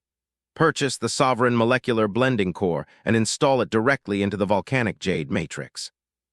Ding, 3,500 system energy points deducted. Sovereign Molecular Blending Core, integrated. Array now randomly fluctuates external pill density by 0.2% to mimic human error while maintaining 100% internal flawless quality. With a subtle shimmer of golden light, the clockwork brass gears of the array adjusted their timing. The finished jars rolling down the chutes now possessed slight, cosmetic imperfections on the outer glaze. A brilliant, automated forgery designed to satisfy the suspicious minds of the high-level alchemical academies. There, Xiao-Ye mumbled, his voice sinking back into the soft linen of his pillows. Now the pills look just messy enough to look authentic. The company is safe, the old man has his data, and I am officially returning to my scheduled 4-hour post-lunch nap. Chapter 31, The Spring Inversion and the Second Layer. The departure of the Imperial Grandmaster marked the complete stabilization of the Shaft 9 cartel's external political front. With the capital officially convinced that the Green Cloud Sect's alchemical output was nothing more than a crude, high-volume operation run by a soot-stained old miner and a lazy apprentice, all regulatory scrutiny evaporated. Spring arrived with a sudden, violent thaw across the northern peaks, but inside the geode chamber, the environmental transition was marked by a sudden, intense evolution within Xiao-Ye's danchan. His walnut-sized golden core had reached its maximum density under the continuous, automated feedback of the winter production cycles. The intricate, microscopic gold veins covering its surface began to glow with a brilliant, liquid gold radiance, drawing in the absolute remainder of the unrefined Grandmaster experience stored in his soul sea. Internal cultivation milestone, golden core progression. Current state, second layer golden core realm reached autonomous. Soul fire rank, golden earth flame purity potential, 97.5% baseline. Passive domain expansion, 35-mile radius. System rewards, 12,000 system energy points allocated. Xiao-Ye lay perfectly horizontal on his maglev cot, his signature straw hat resting over his face. He didn't move a single muscle as the breakthrough completed itself. He merely felt a deep, soothing ripple of warmth cascade through his meridians, permanently clearing out the last remnants of mortal physical fatigue. His golden core was now twice as dense, its automated rotations spinning with a silent power that passively anchored the spiritual stability of the entire mountain range. "Brother Zio, the spring fiscal reports are completely out of control." Fatty Chen came bouncing into the cavern, his velvet gown now dyed in a bright emerald green to match the season, his gold chains swinging like pendulums. He dropped a fresh stack of golden ledger pages onto the stone table. The independent merchant guilds of the Southern Sea have officially broken their contracts with the capital's distributors. They have sent a fleet of 40 armored junk ships to our coastal docks, demanding to buy out our entire spring production of Tier 3 sovereign cleansing pills. They are offering raw liquid spirit jade as direct payment. Xiao-Ye let out a slow, deeply lazy sigh, his voice filtering through the frayed straw hat with an unbothered drawl. "Fatty, your financial shouting is causing my maglev bed to wobble slightly. If the Southern Sea Guilds want pills, tell them the automated cargo sleds will deliver the standard 89.9% compliant batches to the docks on their own schedule. I am currently unavailable for cross-border corporate negotiations." Elder Mo Ching walked into the chamber from the lower hydrogroves, his indigo soul fire dancing gracefully across a bundle of freshly harvested aqueous dragonscale stems. His own alchemical understanding had deepened significantly under the passive pedagogical field, allowing him to maintain the automated array's secondary systems with zero physical strain. "The brat is right, Chen Fu.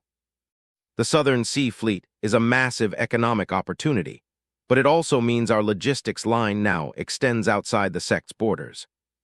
We need to upgrade our security arrays to ensure the automated sleds aren't intercepted by high-level coastal pirates." Xiao-Ye didn't raise his head, but his mind automatically flicked through the system shop's advanced defense menu. "System," he thought lazily, "purchase the Slacker's automated perimeter grid and link it directly to the White Peak Vanguard's communication tokens. If any pirates try to touch our cargo junk ships, let the system's passive defense drones handle the tactical disruption while I finish my afternoon rest." Ding, 4,500 system energy points deducted. Automated perimeter grid active. A 35-mile invisible spatial security net has been established around the Shaft 9 trade routes. Xiao-Ye pulled his plush silk pillows comfortably under his head, completely satisfied with the arrangement. The Southern Sea Fleet could bring all the liquid spirit jade they wanted. As long as the spatial security net handled the defense, the machines handled the manufacturing, and his golden core handled the cultivation. The entire empire was nothing more than a perfectly optimized, self-operating retirement village. Chapter 32, The Southern Sea Logistics Expansion.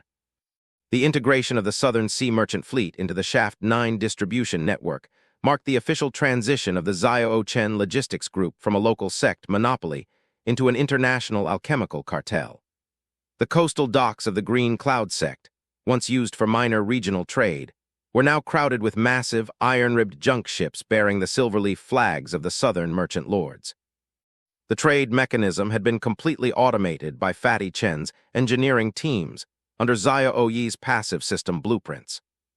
Large, clockwork wooden cranes, powered by low-grade spirit stones and monitored by minor disciples of the White Peak faction, shifted heavy iron crates of sovereign cleansing pills directly into the cargo holds of the ships, requiring zero manual labor from the upper management.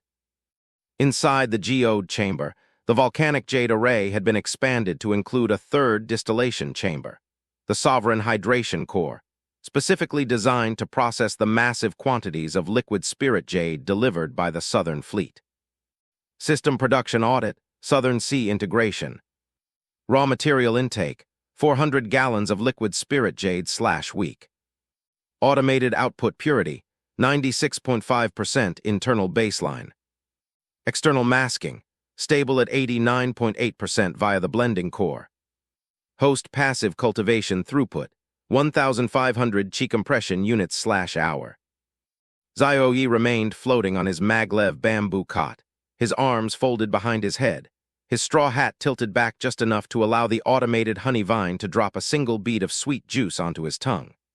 His second-layer golden core was operating at maximum efficiency, using the dense spiritual properties of the liquid spirit jade to rapidly build the foundation for his next breakthrough. The southern trade routes are completely secure, Chairman Xiao-Ye, Fatty Chen beamed, sitting at the stone table while furiously counting stacks of liquid spirit jade tokens with a silver stylus. The coastal pirate guilds tried to ambush our third shipment near the Serpent's Reef last Tuesday. They didn't even see our vessels. The moment their raiding boats entered our 35-mile invisible spatial security net, the system's passive defense drones triggered a localized phantom illusion loop.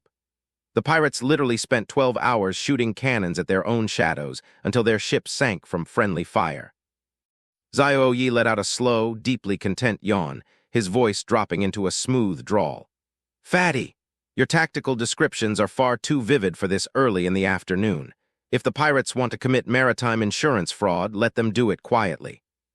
I am currently calculating the absolute minimum number of breaths required to survive the rest of the fiscal quarter."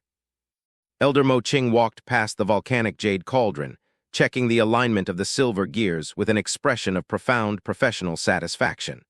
His own indigo soul fire was completely integrated with the system's thermal cycles now, allowing him to monitor the three-chamber array with zero active physical intervention. "The balance is perfect, brat. The High Academy in the capital thinks we are a primitive blacksmith shop. The Southern Sea Lords think we are a secret pre-imperial refinery enclave, and the local peak factions are too dependent on our medicine to ever question our methods. We have achieved total, unblemished systemic stability." "Good," Xiao-Ye mumbled, pulling his signature straw hat back down over his eyes as the maglev bed gently bobbed in the warm, gold-flecked air of the cavern. "Then our corporate meeting is officially adjourned. Please take your gold-plated abacus and your liquid jade out of my cave. The clicking of your stylus is interfering with my long-term retirement plans." Chapter 33, The Whispers of the Dark Assembly. While the southern sea trade routes filled the vaults of Shaft 9 with unprecedented mountains of liquid spirit jade, a silent, dark assembly was gathering in the subterranean crypts beneath the capital city. The remnants of the external black market assassin guilds, who had lost millions of stones in commission fees after the destruction of the Elixir Pavilion, sat around a heavy obsidian table illuminated by a single sickly Green Corp scandal. "The Green Cloud Sect's monopoly is no longer a regional dispute," the guildmaster whispered, his face completely hidden behind a shifting mask of pure shadow chi.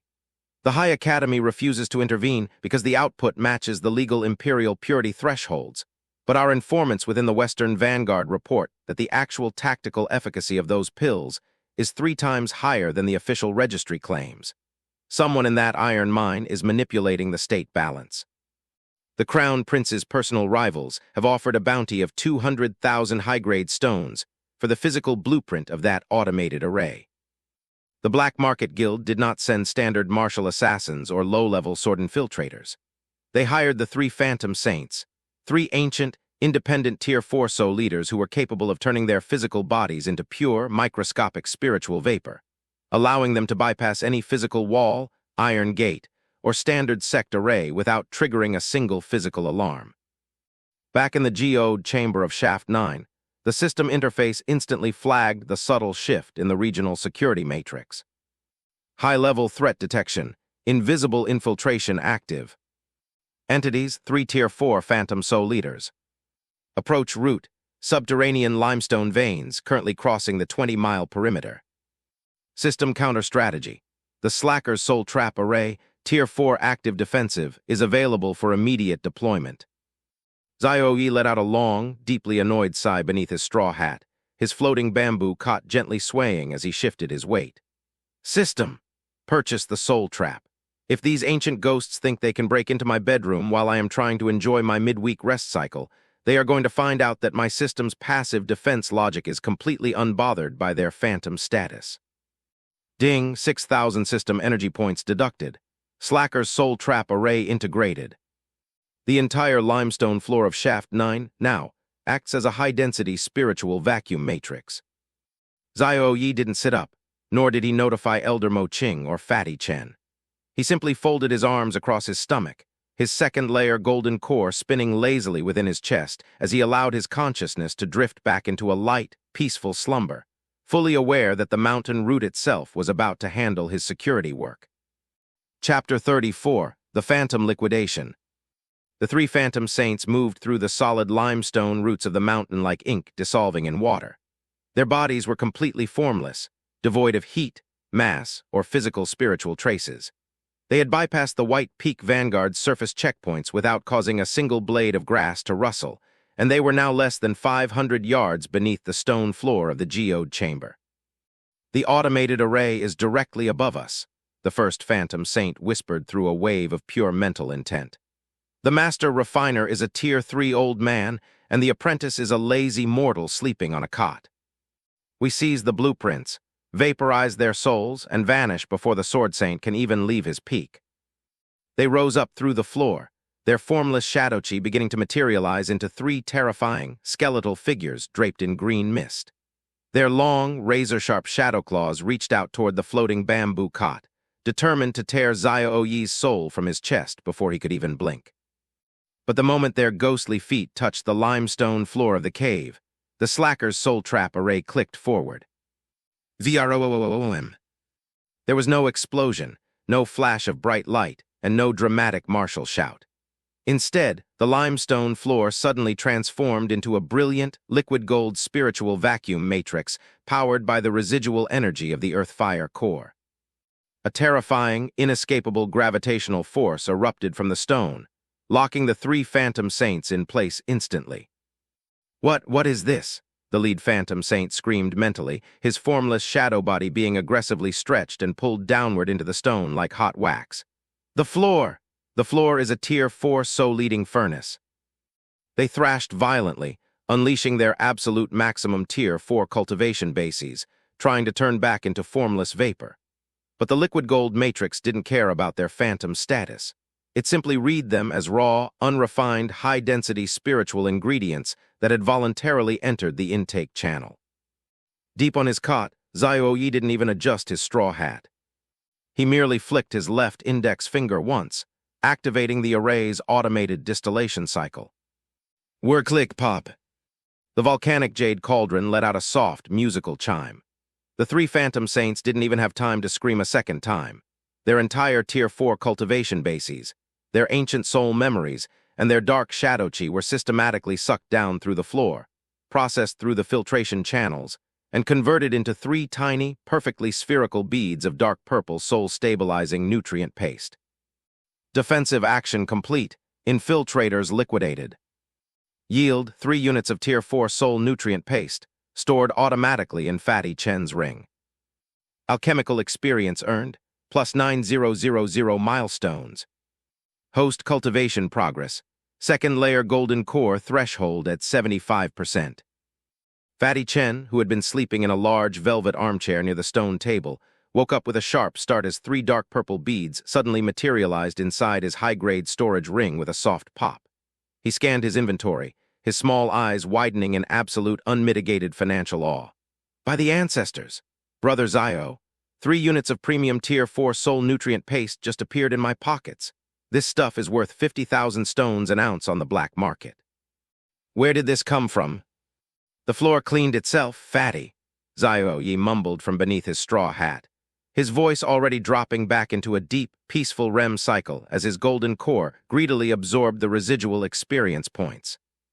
"Don't ask questions about the inventory sourcing. Just sell it to the Southern Sea Lords at 100% markup and buy me 4 more silk pillows. I have just completed a high-level security audit while lying completely horizontal, and my soul requires a compensatory 12-hour rest." Chapter 35, The Threshold of the Third Layer. The liquidation of the 3 Phantom Saints sent a profound shockwave through the capital city's black market underworld. The complete, instantaneous disappearance of 3 legendary Tier 4 soul leaders without a single trace of combat, blood, or spiritual structural damage left the assassin guilds completely paralyzed with fear. The bounty on the Shaft 9 cartel wasn't just pulled. It was buried in the deepest archives, labeled as an unquantifiable sovereign cataclysm domain. Spring deepened into early summer across the Green Cloud Sect, the mountain valleys filling with vibrant green foliage and the sweet scent of blooming wildflowers. Inside Shaft 9, the ambient gold-flecked air was thick with the absolute pinnacle of automated cultivation energy. Xiao-Ye's walnut-sized golden core had reached its absolute saturation point under the massive influx of experience points generated by the automated soul liquidation. The intricate golden veins covering its surface began to fuse together, forming a solid, mirror-like layer of polished liquid gold that radiated a terrifying, silent authority. Internal cultivation milestone, golden core progression. Current state, third layer golden core realm reached autonomous. Alchemical rank, Tier 4 alchemical sovereign advanced. Passive domain expansion, 45-mile radius. System rewards, 15,000 system energy points allocated. Xiao-Ye lay perfectly horizontal on his maglev bamboo cot, his signature straw hat resting over his face. He didn't move a single muscle as the breakthrough completed itself. He merely felt a deep, soothing ripple of profound cosmic clarity cascade through his mind, permanently decoupling his consciousness from the physical necessities of mortal life. His third-layer golden core was now 3 times as dense, its automated rotation spinning so smoothly that it passively stabilized the localized gravitational field of the entire Iron Valley, ensuring that not a single piece of clockwork brass inside his array ever suffered from physical friction or material wear. The summer distribution manifests are entirely automated now, Chairman Xiao. Fatty Chen beamed, stepping into the cavern while wearing a light, breezy gown of embroidered white silk with solid gold buttons, his fan clicking merrily. He set a fresh platter of iced spiritual grapes on the stone table. The southern sea lords have doubled their liquid spirit jade deposits, and Sword Saint Murong has officially registered our entire valley perimeter as a sovereign core sanctuary under his direct military protection. We don't even have to look at the lower peaks anymore. The entire sect is running on our clockwork schedules. Xiao-Ye didn't move a single finger, his voice filtering through the frayed straw hat with a slow, heavy drawl. Fatty, your seasonal enthusiasm is far too bright for this hour of the afternoon. If the company is running itself, then your physical presence in my room is entirely redundant. Please take your iced grapes and your gold stylus out of my cave. I have just achieved a major cosmic breakthrough while remaining completely motionless, and my soul requires an immediate, unblemished 16-hour rest cycle to properly calibrate my new retirement metrics. Elder Mo Qing walked past the volcanic jade array, his indigo soul fire dancing gracefully across the silver gears as he offered a deep, silent bow toward the sleeping figure on the floating cot. The old master knew that the path to true alchemical immortality was no longer a distant dream or a painful martial struggle. It was a perfectly optimized, self-operating corporate reality, and this lazy kid in the straw hat was officially marching toward the throne of the Alchemy Emperor, one automated nap at a time. Chapter 36, The Sovereign Assembly and the Imperial Tribute. The transition into the midsummer cycle brought an unprecedented level of institutional wealth to the Shaft 9 cartel. The Slacker's refining array had automatically expanded its processing chambers to include a 4th distillation loop, the Sovereign Core Crucible, which allowed it to manufacture Tier 4 medicinal bases with 0 active manual input. The volcanic jade cauldrons now glowed with a deep, crystalline amber light, their gears turning with a silent, heavy precision that resonated with Xiao-Ye's third-layer golden core. System Wealth Register, Peak Cartel Operations.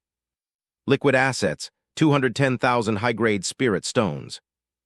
Automated Production Purity, locked at 97.2% internal realization. External Masking Metric, maintained at 89.9%, simulated human error variant. Host Passive Cultivation Throughput, 1,800 chi compression units/hour. Xiao-Ye lay perfectly flat on his maglev bamboo cot, his signature straw hat resting securely over his face. His arms were folded loosely across his stomach, his body completely relaxed as his liquid gold core spun within his chest, drawing in the absolute elemental essence of the earth-fire core from the chasm below. Brother Xiao, the Imperial High Court has issued a special commendation. Fatty Chen came bouncing into the cavern, his white silk robes rustling with an intense financial energy. He waved a gold-leaf scroll wrapped in crimson silk ribbon. Because our winter tribute was so perfectly consistent at 89.9%, the Ministry of Military Logistics has officially designated our facility as a Class A Imperial Strategic Refinery. They have granted us tax-exempt status across all northern provinces, provided we maintain our current delivery schedules. Xiao-Ye let out a slow, deeply lazy sigh, his voice filtering through the frayed straw hat with an unbothered drawl. "Fatty, your administrative shouting is creating an acoustic vibration that is disturbing my maglev alignment. If the capital wants to grant us tax exemptions, let them file the paperwork with the automated sleds at the front gate. I am currently unavailable for royal commendations." Elder Mo Ching stepped out from the shadow of the central array, his indigo soul fire dancing smoothly across his fingers as he offered a short nod. "The brat is right, Chen Fu. The imperial tax exemption is a massive corporate victory, but it also means our competitors in the capital provinces are getting desperate. The high-level alchemical clans there are losing their military contracts because the ministry prefers our automated consistency over their expensive, handcrafted products." "Let them be desperate," Xiao-Ye mumbled, his left hand shifting slightly under his blanket as he pulled his plush silk pillows tighter around his neck. "The automated array has already prepackaged the entire summer shipment. The labels are printed, the simulated variations are locked in, and the delivery requires zero human intervention. If any capital clans want to complain, tell them our customer service department is currently located at the bottom of the iron mine waste chute." Chapter 37, The Plot of the Obsidian Clan. While Shaft 9 enjoyed its tax-exempt peace, a secret council was gathering in the high-altitude estate of the Obsidian Clan, one of the three foundational alchemical families that had dominated the imperial military contracts for over 400 years. The clan head, an ancient Tier 4 High Grandmaster named Master Wu, sat on a high throne of polished black stone, his face twisted into an expression of intense, bitter resentment. "The Green Cloud Sect's primitive mining laboratory has stripped us of 40% of our northern revenue," Master Wu hissed, his voice like grinding gravel. "The Ministry of Logistics claims their pills are perfectly consistent, but our own internal masters know that such stability can only be achieved by utilizing forbidden, high-density pre-imperial refining artifacts. If we can expose their illegal equipment during the upcoming Imperial Autumn Festival, the High Court will be forced to execute their entire leadership and forfeit their assets to our family." The Obsidian Clan did not send common martial infiltrators or low-level spies. They used their political influence to alter the rules of the upcoming Imperial Autumn Festival, inserting a mandatory, open-furnace extraction trial that required all regional Class A refineries to physically bring their primary distillation vessels to the capital city for a live, public demonstration before the royal family. Back in the geode chamber of Shaft 9, the system interface instantly flagged the new regulatory update from the imperial capital. "System alert, regulatory mandate inversion. Event, Imperial Autumn Festival Open Furnace Trial. Requirement, physical presence of primary refining equipment in the capital city. Deadline 45 days. System counter strategy. The Slacker's remote projection module, Tier 4 infrastructure, is available to fulfill the requirement with zero physical travel." Xiao-Ye let out a long, deeply annoyed sigh beneath his straw hat, his floating bamboo cot gently swaying as he shifted his weight. "System, purchase the projection module. If these ancient clan heads think they can force me to pack up my bed and travel 300 miles just to show them a clockwork machine, they are about to find out that my system's remote corporate presence is entirely automated." Ding, 7,500 system energy points deducted. Slacker's remote projection module integrated. The volcanic jade array can now project a high-density, physical, spiritual duplicate of itself, anywhere within a 500-mile radius, while the true machine remains safely anchored in Shaft 9. Xiao-Ye pulled his blanket back over his ears, completely satisfied with the arrangement. Master Wu and his obsidian throne could mandate whatever public trials they pleased. As long as the remote projection module handled the traveling, his golden core handled the cultivation, and the machines handled the manufacturing. The entire imperial crisis was nothing more than an exceptionally minor administrative footnote. Chapter 38, the capital journey by proxy. The day of the Imperial Autumn Festival arrived with brilliant, golden sunshine across the capital city's Grand Sun Plaza. Over 20,000 high-level cultivators, royal officials, and master alchemists lined the white marble amphitheater, their murmurs rising like a collective tide as the elite regional refineries prepared their grand copper and bronze furnaces for the public extraction trial. In the center of the plaza stood the pavilion of the Obsidian clan, dominated by Master Wu's massive, 30-foot-tall obsidian heaven-melting cauldron, which radiated a dense, purple soul flame that made the surrounding air distort with visible heat waves. When the time came for the Green Cloud Sect's Class A refinery to present their equipment, the crowd looked toward the southern entrance with expressions of profound curiosity. Elder Mo Qing walked out onto the plaza, wearing his simple, slate-gray master robes, his hands tucked loosely inside his sleeves. He carried no heavy carriages, no team of draft horses, and no physical furnace whatsoever. He simply walked to the center of his designated presentation ring and stood there with a calm, unbothered expression. "Where is your furnace, miner?" Master Wu sneered from his black stone throne, his purple soul flame flaring with intense, condescending authority. "Has the Shaft 9 cartel forgotten the basic rules of the royal decree? Failure to present your primary distillation vessel results in immediate disqualification and asset liquidation." Elder Mo Qing didn't reply verbally. He simply closed his eyes, his gold-ringed pupils flashing beneath his hood, as he activated the remote proxy link with Xiao-Ye's system back in Shaft 9. VROOOOM. A sudden, terrifying ripple of golden spatial energy tore through the center of the presentation ring. The air twisted and fractured, revealing a brilliant, high-density physical projection of the Slacker's refining array. The translucent volcanic jade cauldrons and the clockwork brass gears materialized out of thin air, solidifying with a heavy metallic ring that caused the marble plaza to shake. 300 miles away, deep inside the cold sanctuary of Shaft 9, Xiao-Ye lay flat on his back, his eyes closed under his straw hat, his fingers forming a lazy, loose madraw on his blanket as he navigated the remote projection interface with absolute ease. Remote projection module, active and synchronized. Output quality, 100% physical density. Signal stability, flawless. Host comfort level, optimal plush silk pillows deployed. "Let's get this over with, old man," Mo Qing's mouth opened, but the voice that came out carried that same slow, detached, completely unbothered drawl that belonged entirely to Xiao-Ye.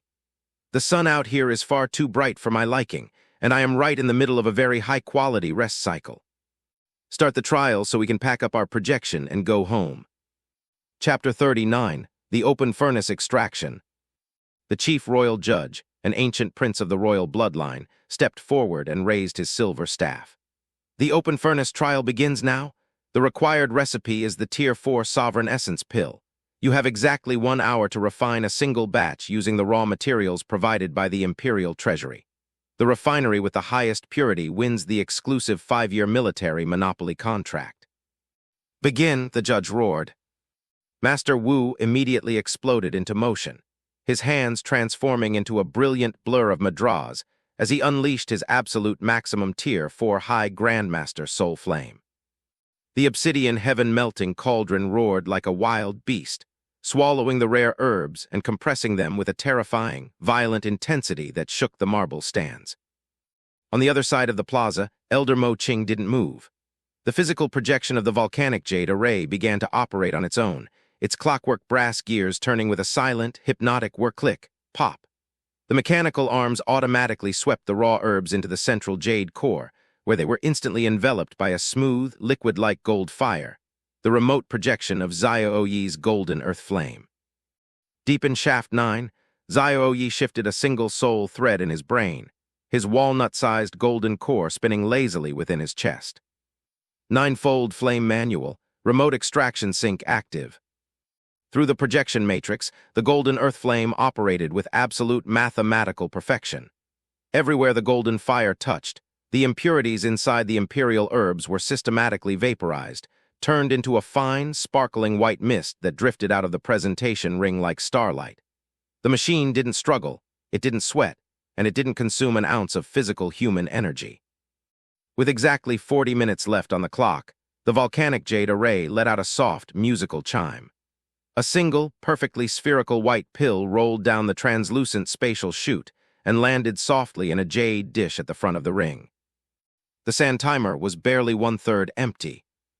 Master Wu was still in the absolute middle of his second extraction phase, his face bright red, his forehead covered in thick sweat as he frantically fought to suppress the chaotic energy of his obsidian furnace. He looked over at Mo Qing's finished dish, his small eyes wider than they had ever been in his entire life. Impossible! Void-linked extraction across provinces? It's finished. In 20 minutes. The chief royal judge rushed down to the table, his high-level analytical jade slip scanning the finished pill. His face turned entirely pale, his knees trembling as the registry token flashed with a brilliant, blinding golden light that illuminated the entire plaza. The Green Cloud Sect entry? The judge gasped, his voice carrying across the silent amphitheater. Purity rating 100%, heavenly flawless sovereign tier. The output matches no known human deviation. It is a perfect cosmic artifact. Chapter 40, The Sovereign Ascendancy. The announcement of a 100% flawless Tier 4 sovereign pill, refined via remote spatial projection, completely shattered the political power of the capital's alchemical clans. Master Wu let out a sharp cry of absolute professional ruin, his soul flame flickering out instantly as his obsidian cauldron let out a violent boom, detonating from his lost concentration and spraying ruined, blackened slag across his presentation ring. The royal family stood up in unison from their high balcony, offering a deep, formal bow toward the physical projection of the volcanic jade array. The crown prince himself stepped forward, his voice filled with a profound, unshakable reverence. The Class A refinery of Shaft 9 is hereby elevated to the rank of Sovereign Imperial Alchemical Sanctuary. Their monopoly is granted in perpetuity, and all capital clans are hereby ordered to study their logistical models. But Elder Mo Qing didn't stay to accept the royal medals or the keys to the imperial storehouses. The golden rings in his eyes slowly faded back to his normal, tired gray. He turned around, tucked his hands back into his sleeves, and walked off the plaza with that same smooth, unbothered, gliding pace. With a final, elegant flash of golden light, the physical projection of the volcanic jade array dissolved into thin air, leaving behind nothing but a quiet, clean presentation ring and 20,000 stunned witnesses. 300 miles away, inside the dark, tropical warmth of Shaft 9, Xiao-Ye let out a massive, bone-deep yawn, pulling his blanket securely up to his chin as the mechanical work click. Pop of the true array filled the room with its peaceful, familiar rhythm. Imperial trial status, resolved via absolute remote ascendancy. Sovereign sanctuary status, confirmed and registered. System energy points allocated, plus 20000 EP. Host cultivation progress, third layer golden core stabilized at 99%. Next phase, the transition toward the Alchemy Emperor's realm. Perfect, Xiao-Ye murmured into his silk pillows, his liquid gold core spinning smoothly on autopilot, steadily building his bridge to immortality while he remained completely, profoundly motionless. The royal contracts are locked for eternity, the capital clans are bankrupted, and I don't have to think about another public open furnace trial for the rest of my life. Good night, Empire. Chapter 41, The Fourth Layer and the Silent Border. The global recognition of the Shaft 9 cartel as the sovereign imperial alchemical sanctuary brought an absolute, unyielding curtain of bureaucratic protection over the Green Cloud Sect. No more auditors were sent from the capital. No more black market guilds dared to clear bounties. The entire mountain range was officially designated as an autonomous royal zone, answerable only to the Crown Prince's personal ledger and the automated shipping manifests of Fatty Chen.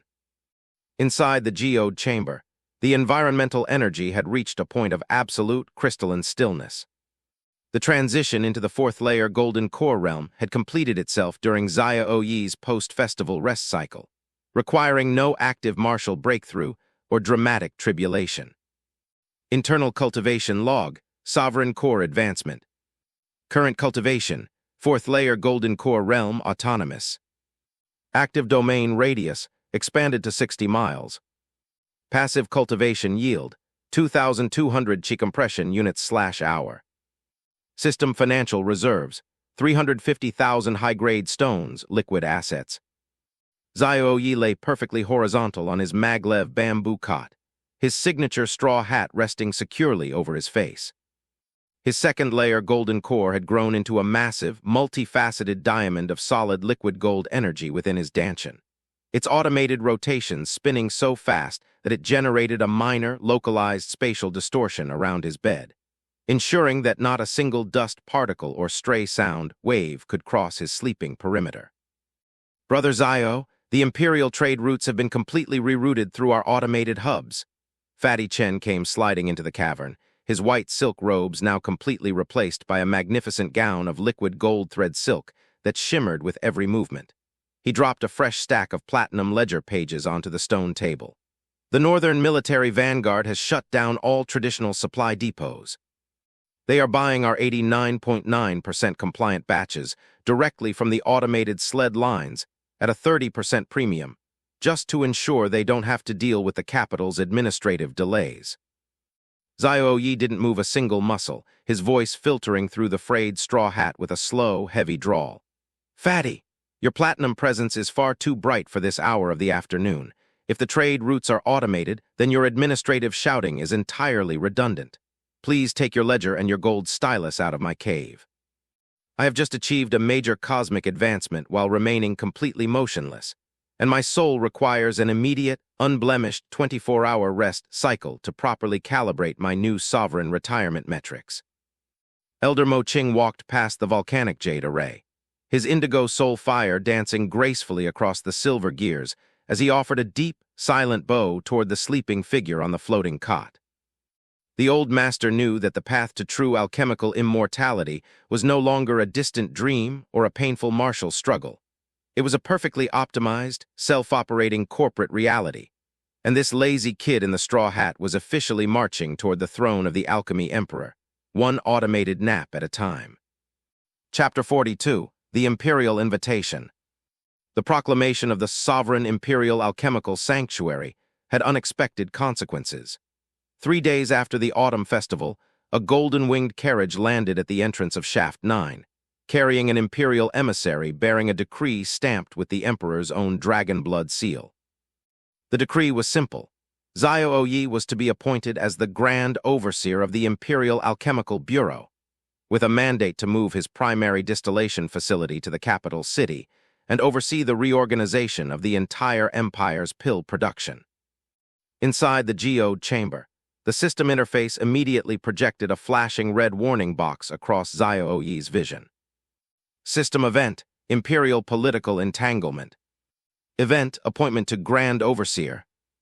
Threat, massive increase in social interaction, mandatory meeting attendance, and daily operational oversight requirements. Host stress level forecast, catastrophic. System recommendation, immediate rejection or preferably a malicious compliance loop.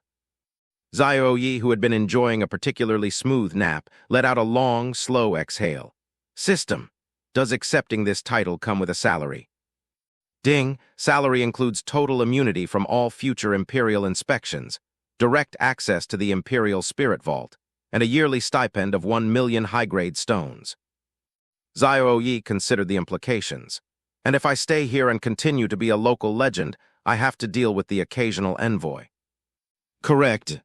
The workload of the Grand Overseer, if performed manually, would be 10,000% higher than your current workload.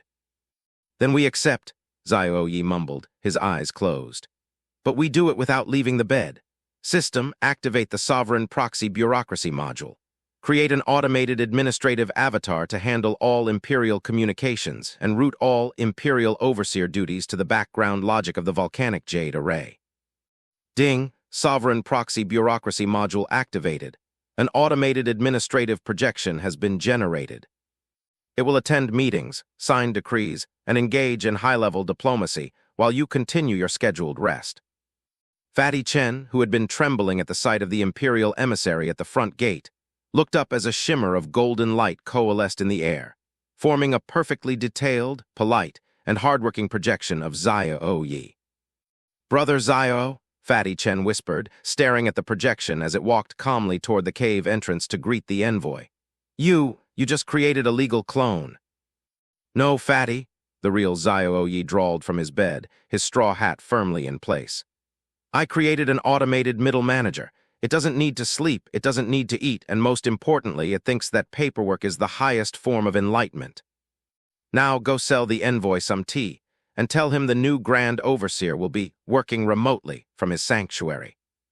Chapter 43, The Malicious Compliance. The imperial capital buzzed with excitement over the arrival of the new Grand Overseer. The administrative office of the Alchemical Bureau, usually a chaotic mess of competing factions and corrupt ministers, was suddenly transformed by the efficiency of Xiao-Ye's proxy. The avatar didn't argue. It didn't negotiate. It simply processed every single document, grievance, and requisition form with a horrifying mechanical speed. Within a week, the entire Bureau's inventory management was digitized. The supply chains were optimized, and the corrupt officials who had lived off the Bureau's inefficiencies found themselves audited by a system that couldn't be bribed, intimidated, or delayed. Back in Shaft 9, Xiao-Ye checked the system efficiency log every morning while enjoying a glass of iced grape juice. Imperial Bureau status, optimization 98% complete. Corruption levels, reduced to 0.04% detected in the Tea-Room budget. Host effort expended, 0. Status, the Emperor is pleased. The corrupt ministers are terrified. The Bureau is running itself. The administrative avatar is doing better than I expected, Elder Mo Ching noted, watching the real-time feed of the Bureau's operations projected on the cavern wall. It has implemented a system where every official must submit a performance audit every hour. The ministers are begging for retirement. That's the beauty of it, Xiao-Ye murmured. If you make the workplace perfectly efficient, the people who thrive on chaos leave on their own. I haven't had to sign a single piece of paper, and yet the Empire thinks I'm their hardest-working official. Suddenly, the system flared with a new alert. System event, Void Sea Anomaly. Analysis, a previously unknown energy source has been detected in the Void Sea, 500 miles from the sector. Potential, massive boost to 5th layer golden core synthesis. Risk high, Void Sea currents are unstable. Xiao-Ye sighed, shifting his weight on his maglev cot. System, can we automate the exploration? I really don't feel like flying into a void storm today. Affirmative, deploying Slacker's Void Harvester drones. Total cost, 10,000 energy points. Do it, Xiao-Ye closed his eyes again. And tell the proxy avatar in the capital to approve the budget for the new Imperial Highway project. I want the road smoothed out in case I ever decide to go for a walk, which, for the record, I won't. Chapter 44, The Void Sea Extraction. The Void Sea was a place of madness for most cultivators. The currents were wild, the spiritual pressure crushed standard flying swords, and the monsters that lurked in the darkness were older than the sect itself. For the Slacker's Void Harvester drones, however, it was just another supply run. The drones were sleek, silver spheres, each equipped with a miniature gravity, well that scooped up the ambient void energy and compressed it into high-density cubes. They drifted through the dimensional rifts, ignoring the territorial roaring of void beasts and treating the hazardous environmental collapses as mere atmospheric turbulence. Inside Shaft 9, the volcanic jade array began to hum with a new, deep violet resonance. System resource log, void energy intake. Void energy concentration, 99.9% purity. Conversion rate, 1 void cube equals 500 high-grade spirit stones. 5th layer golden core threshold, reached 10% accumulation. Elder Mo Ching stood by the array, his jaw slightly dropped as he watched the cubes of void energy materialize in the input chute. Void energy! This is the stuff that legend says only immortal emperors can harness. How are you pulling this from the sea with nothing but a few clockwork spheres? It's not hard, Elder, Xiao-Ye mumbled, not moving an inch. If you treat the Void Sea as a supply warehouse rather than a mystical realm, the extraction becomes a simple logistics problem. We just need to make sure the delivery system is autonomous. Why fight the void beasts when you can just treat them as background noise? The system suddenly pinged. Warning, void beast Leviathan detected, size 50 miles long, proximity threatening harvester path. System, Xiao-Ye yawned, reprogram the drones. If the beast is in the way, just build a bypass. Or if it's large enough, harvest the energy directly from its aura. Let's not get into a fight. Command executed. Drones are now harvesting the Leviathan's aura as a power source. Elder Mo Ching shook his head, sitting down on a nearby stool. Sometimes, brat, I think you aren't a cultivator at all. You're just a very efficient accountant for the universe. Chapter 45, The Celestial Audit. While the drones harvested energy from the void beasts and the proxy avatar managed the Imperial Bureau, a new challenge approached, the Heavenly Tribulation. Xiao-Ye had been gaining power at a rate that the local reality found unacceptable. The sky above the Green Cloud Sect began to darken, not with clouds, but with purple lightning that tasted of divine judgment. The tribulation was coming to check if he was qualified for the fifth layer golden core. System alert, Heavenly Tribulation inbound. Time to impact, 60 minutes. Type, ninefold divine destruction lightning. Probability of host survival, manual. 0.0001%, host is currently lying down. Probability of host survival, automated, 100%. System, Xiao-Ye said, his voice completely calm. Patch it. Patching. It's a compliance check, right? It wants to ensure my core is stable. Just link the tribulation's lightning input directly to the Earth Fire Core's intake valve. Let the sky pay for our heating bill. Ding, integration complete. The Slacker's tribulation diverter is online. The first bolt of purple lightning, capable of leveling a mountain, struck the peak of Shaft 9. It didn't hit Xiao-Ye. It didn't hit the arrays. It was sucked down, channeled through the copper rods, and fed directly into the volcanic jade cauldron, where it was converted into pure, raw lightning chi. Whir-click pop. The cauldron glowed a vibrant, electric blue. The second bolt, the third, the fourth. The tribulation continued for an hour, but the energy never left the system. It was all filtered, refined, and packed into battery cells. Tribulation status depleted. Status, fifth layer golden core realm reached. Total energy stored, 50,000 units of celestial lightning chi. Host effort 0. Xiao-Ye stretched, his golden core now glowing with an aura that could command the weather. Well, that was convenient. If the heavens want to audit me, they should at least offer a better energy exchange rate. Fatty Chen, who had been hiding in a bunker, poked his head out, his hair standing on end from the static. Brother Xiao, you just ate the tribulation. It was an energy surplus, Fatty, Xiao-Ye said, finally sitting up to pour himself a fresh cup of tea. Now please tell the Imperial Proxy to file a report saying I successfully endured the tribulation through meditation. I have a nap scheduled for the next 6 hours. Chapter 46, The Fifth Layer Core and the Sovereign Supply Net. Act I, The Celestial Surplus. The aftermath of the consumed, Heavenly Tribulation left Shaft 9 in a state of unprecedented energetic saturation.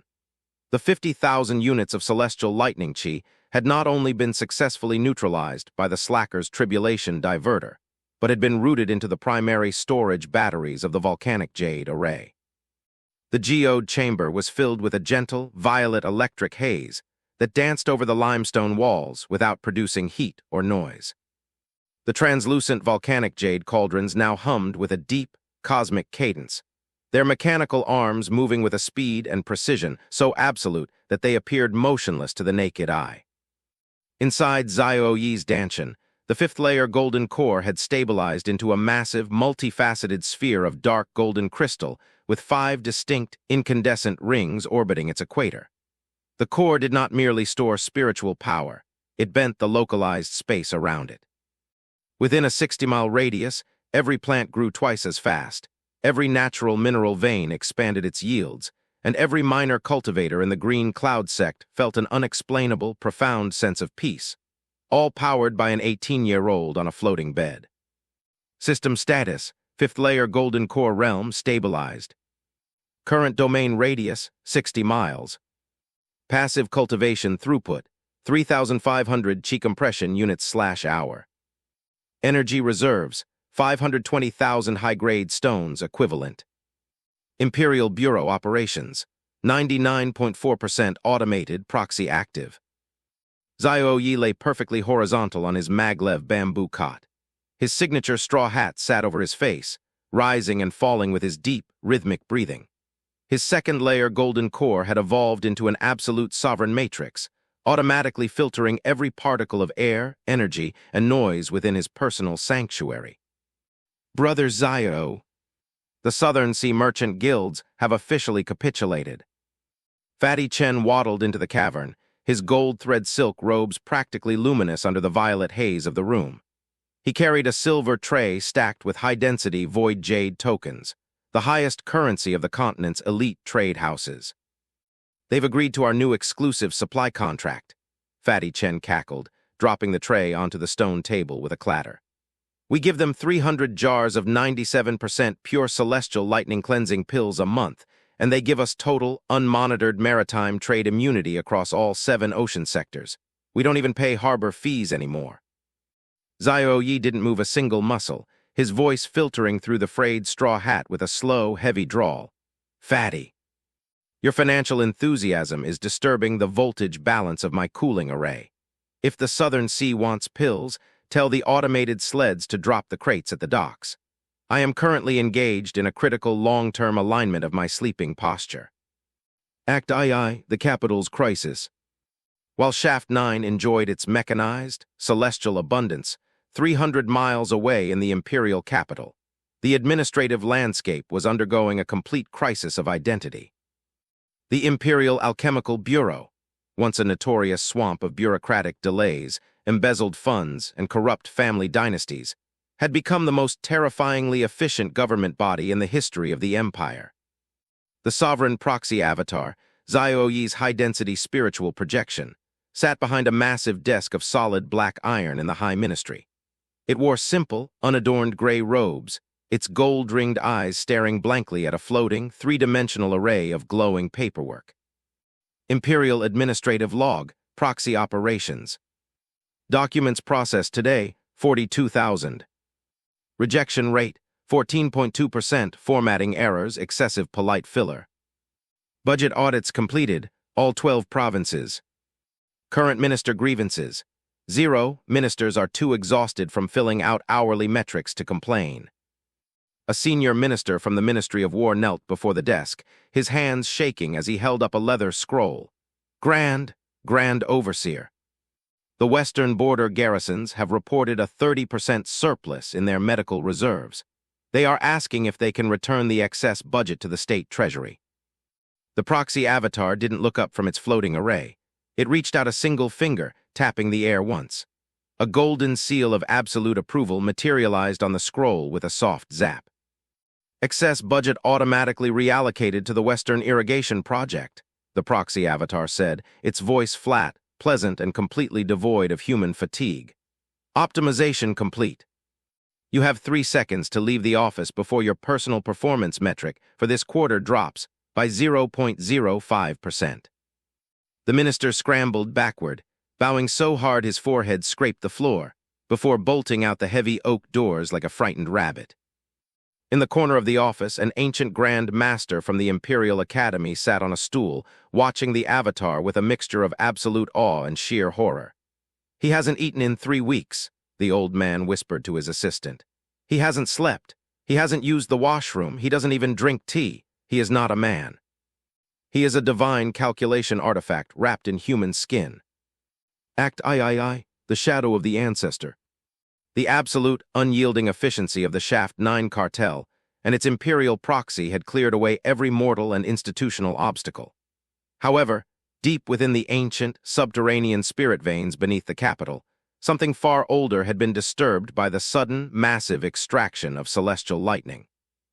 Deep within the ancestral tombs of the Great Sun Sect, the long-extinct foundational faction that had ruled the continent 3,000 years ago, a massive obsidian sarcophagus cracked open. A withered skeletal hand covered in ancient, dried blood extended from the stone. The eyes of the ancestral flame sovereign opened, glowing with a sickly, dark crimson fire that burned through the stone ceiling of the tomb. Who dares to siphon the dragon veins of this continent without offering tribute to the great sun? The ancient voice grumbled, causing tremors to ripple through the foundations of the capital city. Who has achieved a 5th-layer core without bowing to the ancestral flame? The ancestral flame sovereign had spent 3 millennia in deep, dormant stasis, waiting for the world's chi to reach a peak density so he could break through to the legendary soul formation realm. But as he expanded his ancient soul sense across the mountain ranges, he realized that 90% of the continent's high-density fire chi had been systematically harvested, refined, and packed into neat, commercial jars stamped with a strange, 2-word brand. Xiao-Ye Logistics. "Insolent mortals," the old monster roared, his voice shaking the earth for 50 miles around the capital. "They have turned the sacred art of grand alchemical ascension into a marketplace. I shall personally incinerate this cartel and take their core vessel for my resurrection." Act IV, the automated interception. Inside Shaft 9, the peaceful silence of the geode chamber was broken by a soft, persistent ding from the system interface. High-level threat alert, ancient entity awakening. Entity, ancestral flame sovereign, half-step soul formation realm.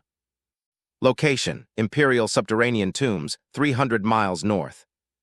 Intent, hostile seizure of Shaft 9 infrastructure. Estimated arrival time, 12 minutes. System recommendation, activate Slacker's automated land acquisition protocol, Tier 5. Xiao-Ye didn't open his eyes. He didn't even shift his straw hat. He merely let out a long, heavy sigh, his floating bamboo cot bobbing slightly in the warm air. System, Xiao-Ye thought lazily. Does this ancient guy have a physical deed to those tombs? Negative. The tombs are currently classified as public municipal land under the Imperial Bureau's updated zoning laws. Perfect. Purchase the protocol. Land acquire his tomb, rezone it as a secondary waste processing facility for our array. And if he tries to leave his sarcophagus, route his ancient soul fire directly into the secondary drying chambers. I am not letting an ancient ghost ruin my weekend rest cycle. Ding, 15,000 system energy points deducted. Slacker's automated land acquisition active. Subterranean zoning enforcement initialized. 300 miles away, the ancestral flame sovereign had barely risen 10 feet out of his obsidian sarcophagus when the ground beneath his feet began to glow with a bright, gold and silver grid pattern. A massive, translucent administrative barrier materialized around the ancestral tomb. Floating runes of golden imperial law, powered by the proxy avatar's remote authority, locked down the spatial exits. Municipal notice of eminent domain location. Ancestral tomb vault 4 status, rezoned for agricultural and industrial extraction, Shaft 9 secondary chute. Occupant notice, unregistered soul entities are subject to immediate automated processing. What is this administrative madness? The ancient sovereign shrieked, unleashing his dark crimson flames against the golden grid.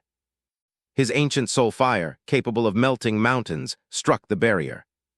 But instead of breaking the wall, the dark crimson fire was instantly absorbed by the Slacker's thermal siphon madra embedded in the grid, rooted down through the subterranean spirit veins at light speed, and dumped straight into the volcanic jade cauldron of Shaft 9. Click pop. Inside the geode chamber, a new jar of high-grade ancestral essence salve rolled down the chute, landing in Fatty Chen's collection basket with a soft, satisfying sound. System production log, ancient entity processing. Yield 1 jar of Tier 5 ancestral salve. Target status, ancestral sovereign soul fire reduced by 40%. Entity has retreated back into his sarcophagus to avoid complete corporate liquidation. Host experience earned, plus 25000 milestones. Progress toward 6th layer core, 35%.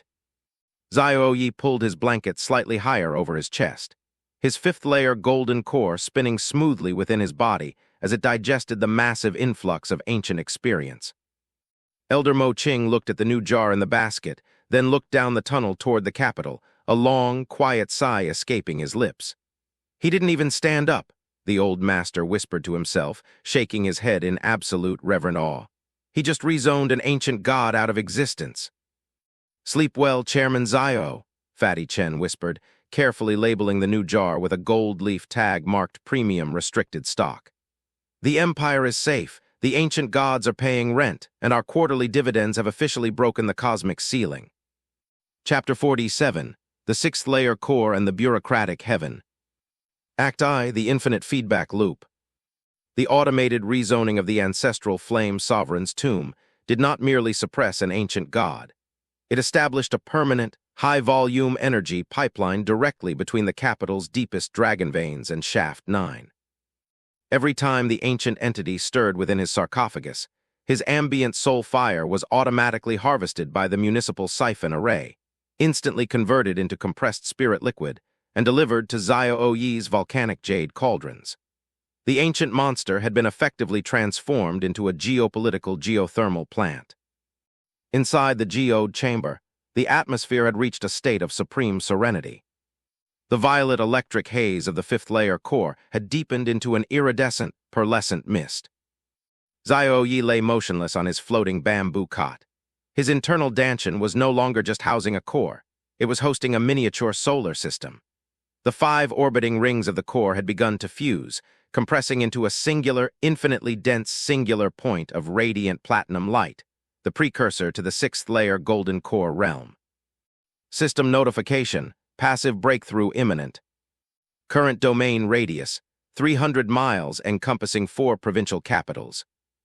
Automated supply net throughput, 12,000 units/hour. Host core state, critical density achieved. Estimated breakthrough effort required, 0%, fully subsidized by ancestral extraction. Brother Xiao? Fatty Chen stepped lightly into the chamber, treading softly so as not to disrupt the delicate acoustics of Xiao-Ye's afternoon nap. He held a high-grade jade scroll bound in silk thread. The Imperial Court has sent another delegation. The Grand Marshal himself is waiting at the outer barrier. He says the northern barbarian clans are mobilizing 200,000 spirit cavalry on the frontier, and the Emperor wants your proxy avatar to personally command the defense array. Xiao-Ye's straw hat tilted slightly. A long, relaxed drawl emerged from beneath the frayed brim. Fatty, why would a proxy fight a war when it can issue an automated compliance audit? Then, audit Brother Xiao. System, Xiao-Ye mumbled in his mind. Analyze the Northern Barbarian Army's logistics chain. System scanning Northern Frontier infrastructure. Supply lines, 85% dependent on local grain stores and spirit beast fodder. Tax and registration status, entirely unregistered with the Imperial Alchemical and Agricultural Bureau. Compliance failure rate, 100%. Execute protocol, tax evasion seizure, Xiao-Ye instructed lazily. Have the proxy avatar flag their entire supply train as illegal, non-inspected imports. Route the local garrison's automated collection sleds to impound their grain for emergency state reserves. Command executed. Proxy bureaucracy, issuing imperial distraint orders across the northern province. Act II, war without weapons. On the frosty plains of the northern frontier, 200,000 barbarian riders stood in battle formation, their battle horns blaring across the tundra. The great Khan raised his blood-red saber, preparing to order the charge against the imperial border wall. Suddenly, the sky above the tundra turned a soft, golden yellow. Thousands of translucent, floating administrative seals descended from the clouds, descending upon the barbarian supply wagons like a swarm of golden locusts. Imperial Bureau of Trade and Consumable Compliance, notice of immediate seizure reason. Unlicensed bulk importation of unpasteurized spirit fodder. Action, assets impounded pending 12,000-hour hearing process. Before the Khan could react, the ground beneath their supply depots opened up into automated spatial chutes. Tons of grain, dried meat, and spirit beast rations vanished directly into the Imperial logistics grid, leaving 200,000 fierce warriors standing in the freezing wind with empty stomachs and 0 rations. Within 48 hours, without a single arrow being shot or a single sword drawn, the entire barbarian coalition disintegrated into a frantic, disorganized retreat toward their home pastures, desperately searching for food. In the imperial capital, the Grand Marshal fell to his knees in front of the proxy avatar's desk, trembling with profound, terrified reverence. Grand Overseer, you defeated an army of 200,000 warriors with 3,000 pages of impound forms, the Marshal choked out. This is not military strategy. This is divine administrative oppression. The proxy avatar didn't stop signing documents. The Northern War has been archived under closed cases. Please clear the hallway. The afternoon financial reports are arriving from Shaft 9. Act III, the sixth layer ascension. Back in the quiet depths of Shaft 9, the absolute resolution of the Northern Crisis sent a massive wave of imperial karmic feedback surging straight into Xiao-Ye's body. The gratitude of millions of citizens, combined with the continuous extraction of the ancestral sovereign's soul fire, pushed his internal balance over the final threshold. Ding! System event, sixth layer golden core synthesis complete. New realm achieved, sixth layer golden core, the sovereign void matrix. Domain expansion, 1,000 miles. New passive perk unlocked. Absolute workplace inviolability. Host cannot be forced to perform manual labor by any entity below the heavenly Tao. Inside Xiao-Ye's chest, the platinum sphere solidified into a flawless, perfectly smooth geometric crystal. An invisible ripple of absolute authority expanded outward from Shaft 9, crossing mountains, rivers, and cities. In every sect within 1,000 miles, grandmasters, ancient elders, and rogue cultivators suddenly felt their floating swords lose altitude for 3 seconds, as the universe recalibrated its gravity to honor the new sovereign. Elder Mo Qing, sitting near the entrance of the geode chamber, looked down at his own trembling hands. He could feel the surrounding air becoming so rich in refined qi that simply breathing in Shaft 9 was equivalent to swallowing a Tier 4 cultivation pill every 10 seconds. He reached the 6th layer, Mo Qing whispered, his voice shaking. He did it without stepping out of his cave. He did it without entering a single life-or-death trial. He lazy-boyed his way into the highest realm on the continent. Xiao-Ye slowly reached up, adjusted his straw hat, and took a small sip of ice-cold fruit juice through a hollow bamboo straw. System, he murmured, closing his eyes as a comfortable warmth enveloped his body. What's the next realm requirement? Target realm, 7th layer golden core, the imperial astral origin. Requirement, absolute territorial harmony across the entire continent. System suggestion, expand the proxy bureaucracy to automate the remaining 3 neighboring kingdoms. Xiao-Ye let out a contented sigh, sinking back into his soft maglev mattress. Sounds like a job for tomorrow's background task. Fatty, bring me another pillow. Chapter 48, The Submerged Ledger. Act I, The Dragon King's Dilemma. Deep beneath the surface of the Eastern Sea, inside a palace forged from solid coral, black pearls, and luminescent hydrothermal quartz, the Dragon King of the Eastern Seas was suffering from an acute migraine. For 3,000 years, the Eastern Sea Dragon Palace had been famous for 2 things: holding 90% of the world's aquatic treasures, and possessing the single most chaotic inventory system in the mortal realm.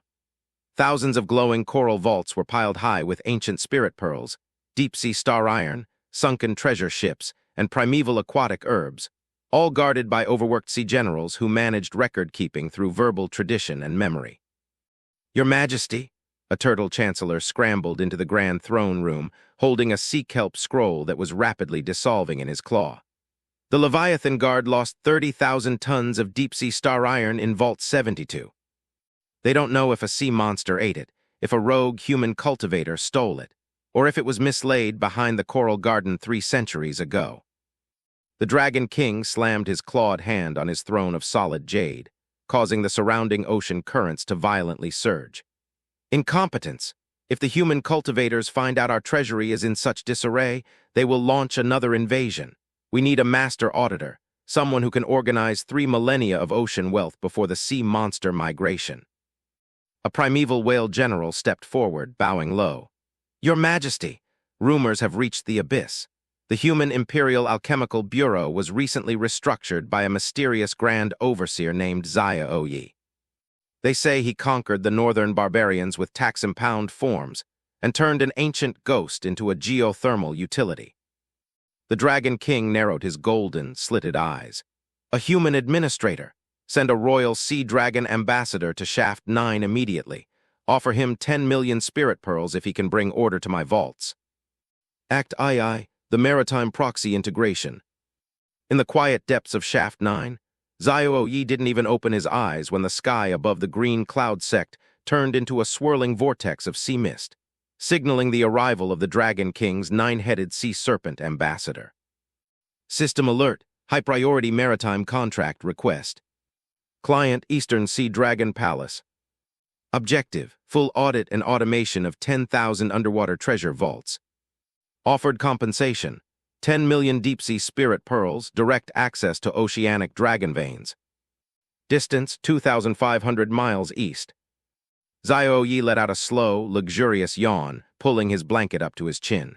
System, 10 million pearls sounds like a lot of physical weight to store. Can we convert them directly into system energy points without touching them? Affirmative, system can establish a direct oceanic hydrodata portal. Transaction cost, 5,000 energy points. Do it, Xiao-Ye drawled, his straw hat resting snugly over his nose. Deploy proxy avatar Mark II, Deep Sea Administrative Edition. Give it waterproofing, infinite buoyancy calculations, and a complete ledger of maritime property law. Ding. Maritime proxy avatar, generated and dispatched via spatial transposition sled. 10 seconds later, in the grand throne room of the Dragon Palace, a pillar of golden, bubble-encased light materialized before the Dragon King.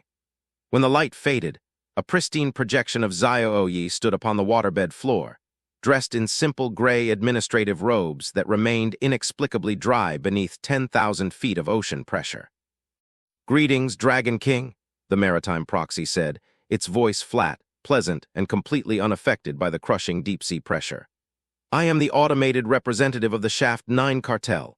My unit has been authorized to digitize, index, and automate your entire treasury within 48 hours. The Dragon King stared in disbelief. 48 hours. It took my ancestors 300 years just to build the index for Vault 1. The proxy avatar didn't answer. It tapped the water once. A glowing, golden grid of spatial light swept outward from its hand, shooting through the coral walls and spreading rapidly across the entire ocean floor. Act III, the hydro-automated treasury. What followed was a spectacle that the oceanic races would speak of for centuries. The golden grid expanded through thousands of underwater caverns, scanning every pearl, blade of star iron, and ancient sunken artifact. Floating, water-resistant administrative seals materialized on every chest, shelf, and coral rack.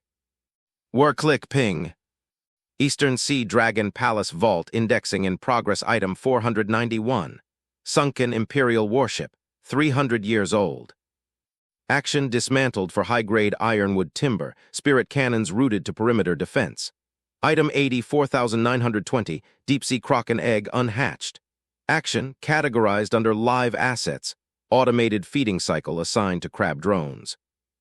The entire Turtle Chancellor staff watched with wide, unblinking eyes as floating, automated water sleds, powered by Xiao-Ye's proxy logic, moved through the vaults with terrifying speed. Lost items were relocated within seconds. Embezzled treasures were tracked back to corrupt shark officials, whose personal assets were instantly frozen by automated impound warrants. Within 24 hours, inventory accuracy reached 99.99%. Vault space utilization was optimized by 420%. The entire Dragon supply net was linked directly to Shaft 9's logistics grid. The Dragon King sat on his throne, holding a crystal tablet that displayed real-time tracking of every single grain of star iron in his kingdom. This is unbelievable. I can see the exact location of my favorite coral pipe. It's in Vault 402, Shelf B, Bay 4. Your Majesty, the maritime proxy said monotone, adjusting a glowing golden quill. Your automated supply net is now online. If any rogue sea beast or human cultivator attempts to raid your vaults, the system will automatically trigger a localized spatial lock and issue a Class 3 maritime lawsuit. Act IV, the ocean's dividends. Back in Shaft 9, the completion of the oceanic integration triggered a massive system notification that echoed through Xiao-Ye's Danshan. System event, maritime infrastructure automation complete. Reward, 10 million deep-sea spirit pearls processed. System energy points gained, plus 500,000. Progress towards 7th layer core, 78%. Unlocked automated feature. Slacker's subsurface hydrochiller, maintains perfect cold beverage temperature via oceanic spirit conduits. A thin, clear tube of high-density deep-sea ice crystal extended from the wall, dropping a frosted glass of cold marineberry tea onto the side table next to Xiao-Ye's floating cot. Fatty Chen ran into the chamber, holding a floating projection tablet that showed the live financial flow of the entire Eastern Ocean. Brother Xiao, the Dragon King just designated Shaft 9 as the official central bank of the Eastern Seas. Every trade ship crossing the ocean is now using our proxy verification tokens.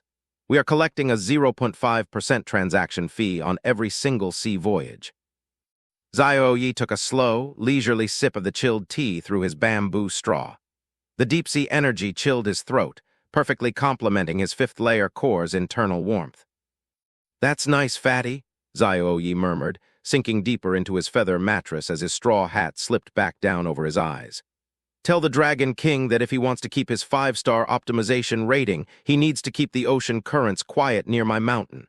The sound of waves is fine, but I don't like sudden rain."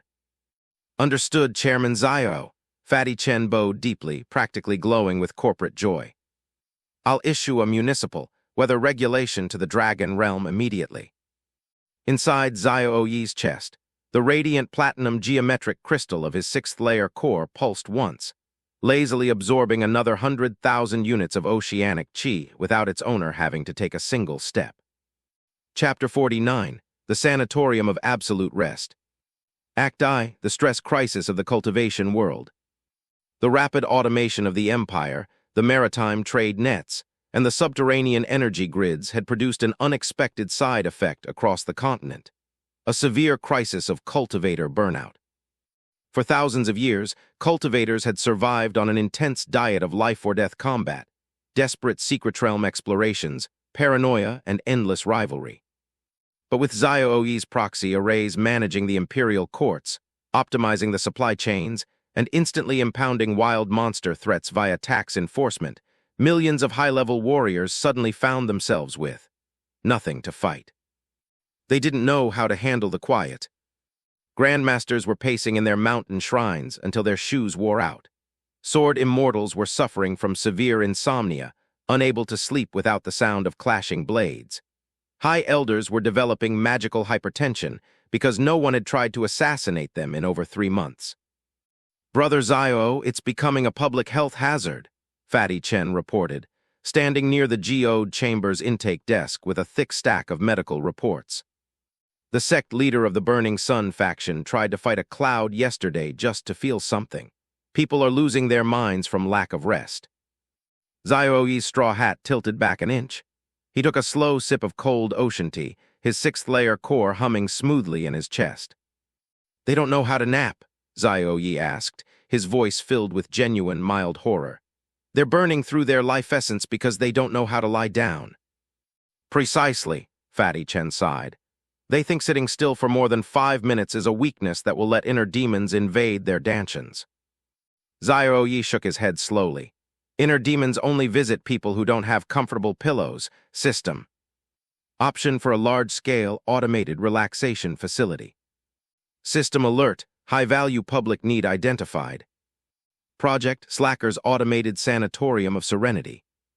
Objective, forced mental decompression and nap automation. Capacity, 5,000 high-stressed cultivators. Location, Shaft 9 Outer Valley. Estimated energy cost, 50,000 energy points.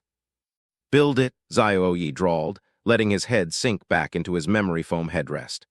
"Charge them 10,000 high-grade spirit stones a week. If they try to meditate aggressively, have the array force them to take a lavender bath." Ding, construction initialized. Slacker's Sanatorium online in 321. Act II, the Valley of Forced Sloth. The outer valley of Shaft 9 was transformed overnight. Gone were the sharp cliff faces and jagged rocks. In their place sat hundreds of soft, open-air wooden pavilions equipped with temperature-regulated bamboo cots, silk hammocks, hot spring jacuzzis, and automated herbal tea dispensers. The air was saturated with a diluted mist of celestial lavender calming chi, pulled directly from the volcanic jade array's secondary exhaust. The rules of the sanatorium were posted on a massive, golden stone tablet at the entrance. RULES of the Sanatorium of Serenity. 1. No sword flight.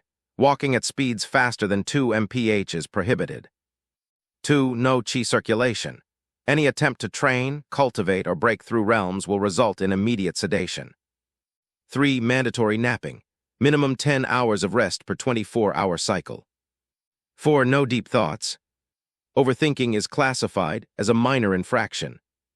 The first guest to arrive was Grandmaster Ironheart, a legendary broadsword user from the Western Peaks who had not slept for more than 2 hours a night in 300 years. He carried 2 massive, blood-stained swords on his back and looked like he was ready to battle a dragon. "I am here to test this relaxation array," Ironheart growled, his eyes wild and bloodshot. "If my inner demons attempt to breach my Dante." Before he could finish his sentence, he stepped over the threshold of the valley. "Worklickfd." An automated lavender steam vent sprayed a soft cloud of ultra-pure sleep essence directly into his face. At the same time, an automated magnetic clamp gracefully disarmed his broadswords, placing them into a velvet-lined storage locker. "Wait, my swords!" Ironheart stumbled forward, his legs suddenly feeling like wet noodles. 2 gentle, pillow-padded mechanical arms materialized from a floating wooden sled, caught the ancient Grandmaster before he hit the grass, and lowered him onto a plush, silk-draped hammock swinging between 2 spirit bamboo trees. Sanatorium System Log, Guest Ironheart. Stress level, 99.8% extreme. Action, deploying Tier 4 soft lullaby frequency, plus weighted spirit blanket. Status, guest eyes closing in 3, 2, 1. Ironheart tried to fight it. He tried to summon his battle intent. He tried to think about his martial lineage. But the weighted blanket felt like a warm hug from the universe, and the gentle breeze smelled like roasted chamomile. Within 10 seconds, the fearsome Grandmaster Ironheart, slayer of thousands, was snoring softly, drooling slightly onto a goose feather pillow. Act III, the Great Decompression. Within 3 days, the Sanatorium of Serenity was completely booked out. Valley 8 had turned into a sea of sleeping legendary figures. Famous sect leaders who had spent centuries plotting against each other were now lying in adjacent hammocks, fast asleep, wearing matching silk eye masks provided by the automated sleds. If any cultivator attempted to wake up early to practice martial arts, an automated drone would immediately fly over, drop a heated eye mask over their face, and play the soothing sound of gentle rain until their heart rate returned to resting levels. Elder Mo Ching walked through the valley, holding a cup of warm milk, looking around in utter astonishment. "They aren't fighting," Mo Ching whispered. "The Patriarch of the Crimson Demon Sect and the Abbot of the Heavenly Light Temple are sleeping side by side, and the Abbot just shared his blanket in his sleep." Fatty Chen, sitting at the front intake desk, was counting the mountains of spirit stones rolling in. "Brother Xiao, this is our most profitable endeavor yet," Fatty Chen yelled down the communication talisman. "These old monsters are paying us fortunes just to be put into a forced coma. Some of them are reserving their cots for 6 months in advance." Inside the deep geode chamber, Xiao-Ye didn't even shift under his blanket. "See, Fatty?" Xiao-Ye's voice drifted through the cave, slow and steady. "People think the hardest thing in cultivation is reaching the top. The actual hardest thing is realizing that once you're at the top, there's no reason to stay awake." Act IV, the 7th layer core synthesis. As 5,000 high-level cultivators relaxed, slept, and let go of their ancient grudges, a massive wave of pure, harmonious serenity chi began to rise from the valley. It wasn't the violent, aggressive energy of combat, nor was it the heavy, suffocating energy of imperial law. It was the purest form of worldly peace, the absolute absence of conflict. The array naturally funneled this immense, peaceful energy straight into Shaft 9, pouring it directly into Xiao-Ye's body. System event, harmonic energy surplus detected. Source, 5,000 decompressed high-level cultivators. Energy quality, 100% pure harmony chi. Impact on Danshan, initiating synthesis of the 7th layer core. Inside Xiao-Ye's chest, the geometric platinum crystal of his 6th layer core began to melt into a liquid, starry pool of silver light. At the center of the pool, a singular golden seedling materialized, the 7th layer golden core, the imperial astral origin. The breakthrough happened without a single thunderclap. There was no sky-shattering lightning, no violent spiritual storm.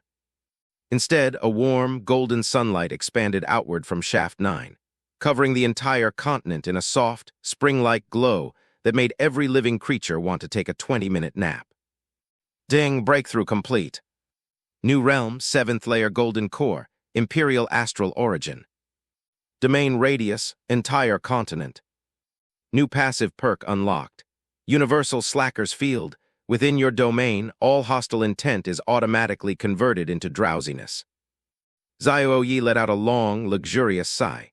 He pulled the blanket up over his shoulders, adjusted his straw hat one last time, and drifted back into a deep, uninterrupted slumber. The empire was peaceful, the ocean was automated, the ancient gods were paying rent, and the entire continent was finally taking a nap. For 10,000 years, the Heavenly Tao's method of testing cultivators had been profoundly inefficient. Whenever a Taoist reached the pinnacle of a realm, the sky would churn with dark thunderclouds, roaring with unpredictable, lethal plasma. Cultivators died in droves, ancient mountain ranges were flattened as collateral damage, and gigawatts of pristine cosmic energy were scattered uselessly into the dirt. Xiao-Ye looked at the smoldering crater where the great elder's favorite gazebo used to stand, dusted off his robes, and muttered, "Unacceptable. We are turning this into a grid." Phase I, the infrastructure upgrade. Within 3 years, the newly established Ministry of Atmospheric Discharges and Tribulation Distribution, MAD-TID, had reshaped the realm's skyline. In place of chaotic, roaming storm clouds, Xiao-Ye constructed massive array towers across the 5 continents, the Heavenly Conductive Network.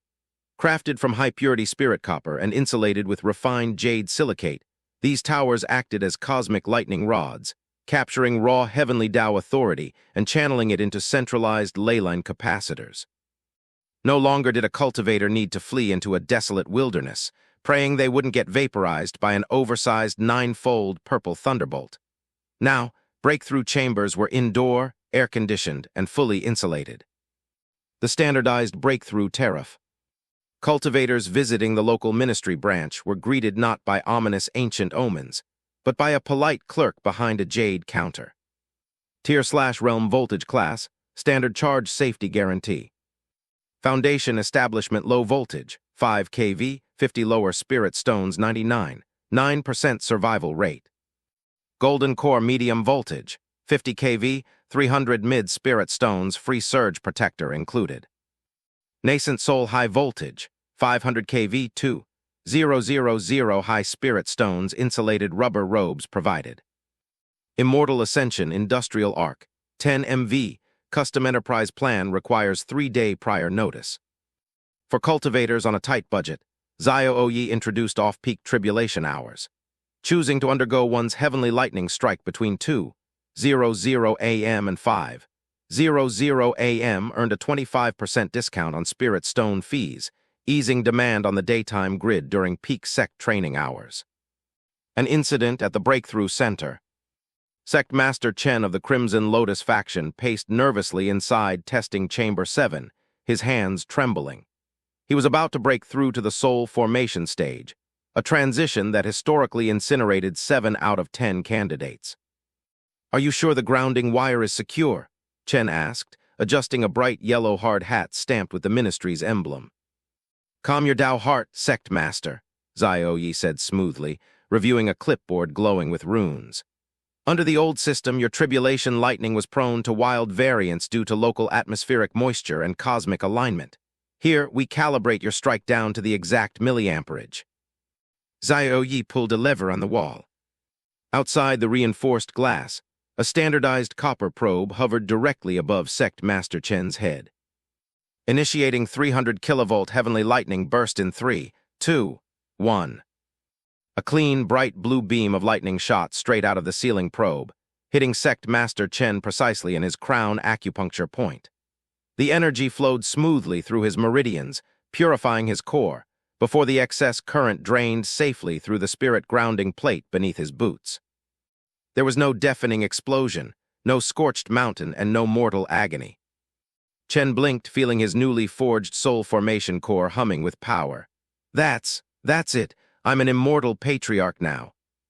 Congratulations, Xiao-Ye said, handing him a receipt. Please sign here. Also, as part of our Green Leyline initiative, the excess 40% of the lightning energy your body didn't absorb has been routed to power the streetlights and alchemy stoves of the nearby capital. The new order? Naturally, the ancient orthodoxy protested. Old monsters hidden in deep caves decried the system, claiming that, without the terror of mortal peril, the Tao lacks heart. Xiao-Ye simply countered by launching the Tribulation Efficiency Index. Cultivators under the new regulated grid experienced a 98.4% reduction in permanent meridian scarring, while the ministry generated enough stored lightning energy to power automated spirit grain threshers across 3 dynasties. When the heavenly Tao itself attempted to send a rogue, unmetered bolt to strike Xiao-Ye for tampering with the natural order, it hit a 500-foot lightning rod, was instantly converted into DC current, and was used to power the local public bathhouse for a month. After that, even the heavens realized it was better to just accept the monthly utility bill. Phase II, the heavenly grid expansion. With the heavenly Tao officially categorized as a municipal utility supplier, Xiao-Ye turned his attention towards secondary revenue streams and grid stabilization. It was no longer enough to merely capture and regulate the strikes. The ministry needed to optimize load balancing. On days when an abundance of high-tier cultivators attempted breakthroughs simultaneously, such as during favorable astrological alignments, the grid suffered from severe voltage surges. Xiao-Ye resolved this by creating the Heavenly Energy Storage Reserve, HESR. Deep beneath the central mountain range, massive subterranean vaults were lined with lead-zinc spirit arrays. When thousands of cultivators triggered their tribulations on auspicious days, the surplus plasma was routed straight down into these reserves, charging immense lightning core batteries. The divine utility services. Once the grid was fully stabilized, the ministry opened several new public service divisions. Residential power and heating. The residual heat from processed heavenly lightning was piped directly under city streets, providing municipal underfloor heating during harsh winters. Industrial alchemy solutions. High-grade pill refining furnaces, which previously required fire cultivators to sit for weeks fanning flames, were hooked up directly to the 3-phase lightning outlets. Refiners could now control furnace temperatures with a simple dial. The smart loom grid. Textile mills used controlled static discharges to weave high-purity spirit silk at 20 times the traditional speed. Central Heavenly DAO grid schema. Heavenly Tao unprocessed plasma. Primary attenuation rods. VV. Breakthrough chambers, lightning core batteries. Controlled strikes, surplus storage. V. Municipal power grid. Streetlights, alchemy stoves, underfloor heating. The audit from the upper realm. The sheer scale of Xiao-Ye's operations did not go unnoticed in the immortal realm above.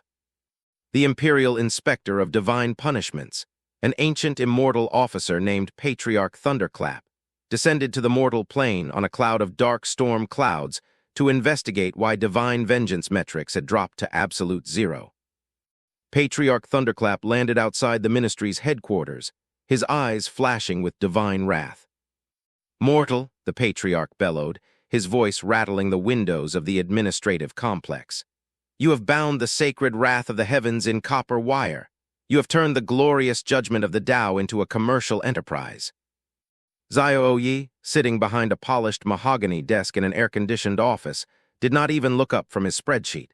He casually offered the ancient immortal a glass of chilled fruit juice.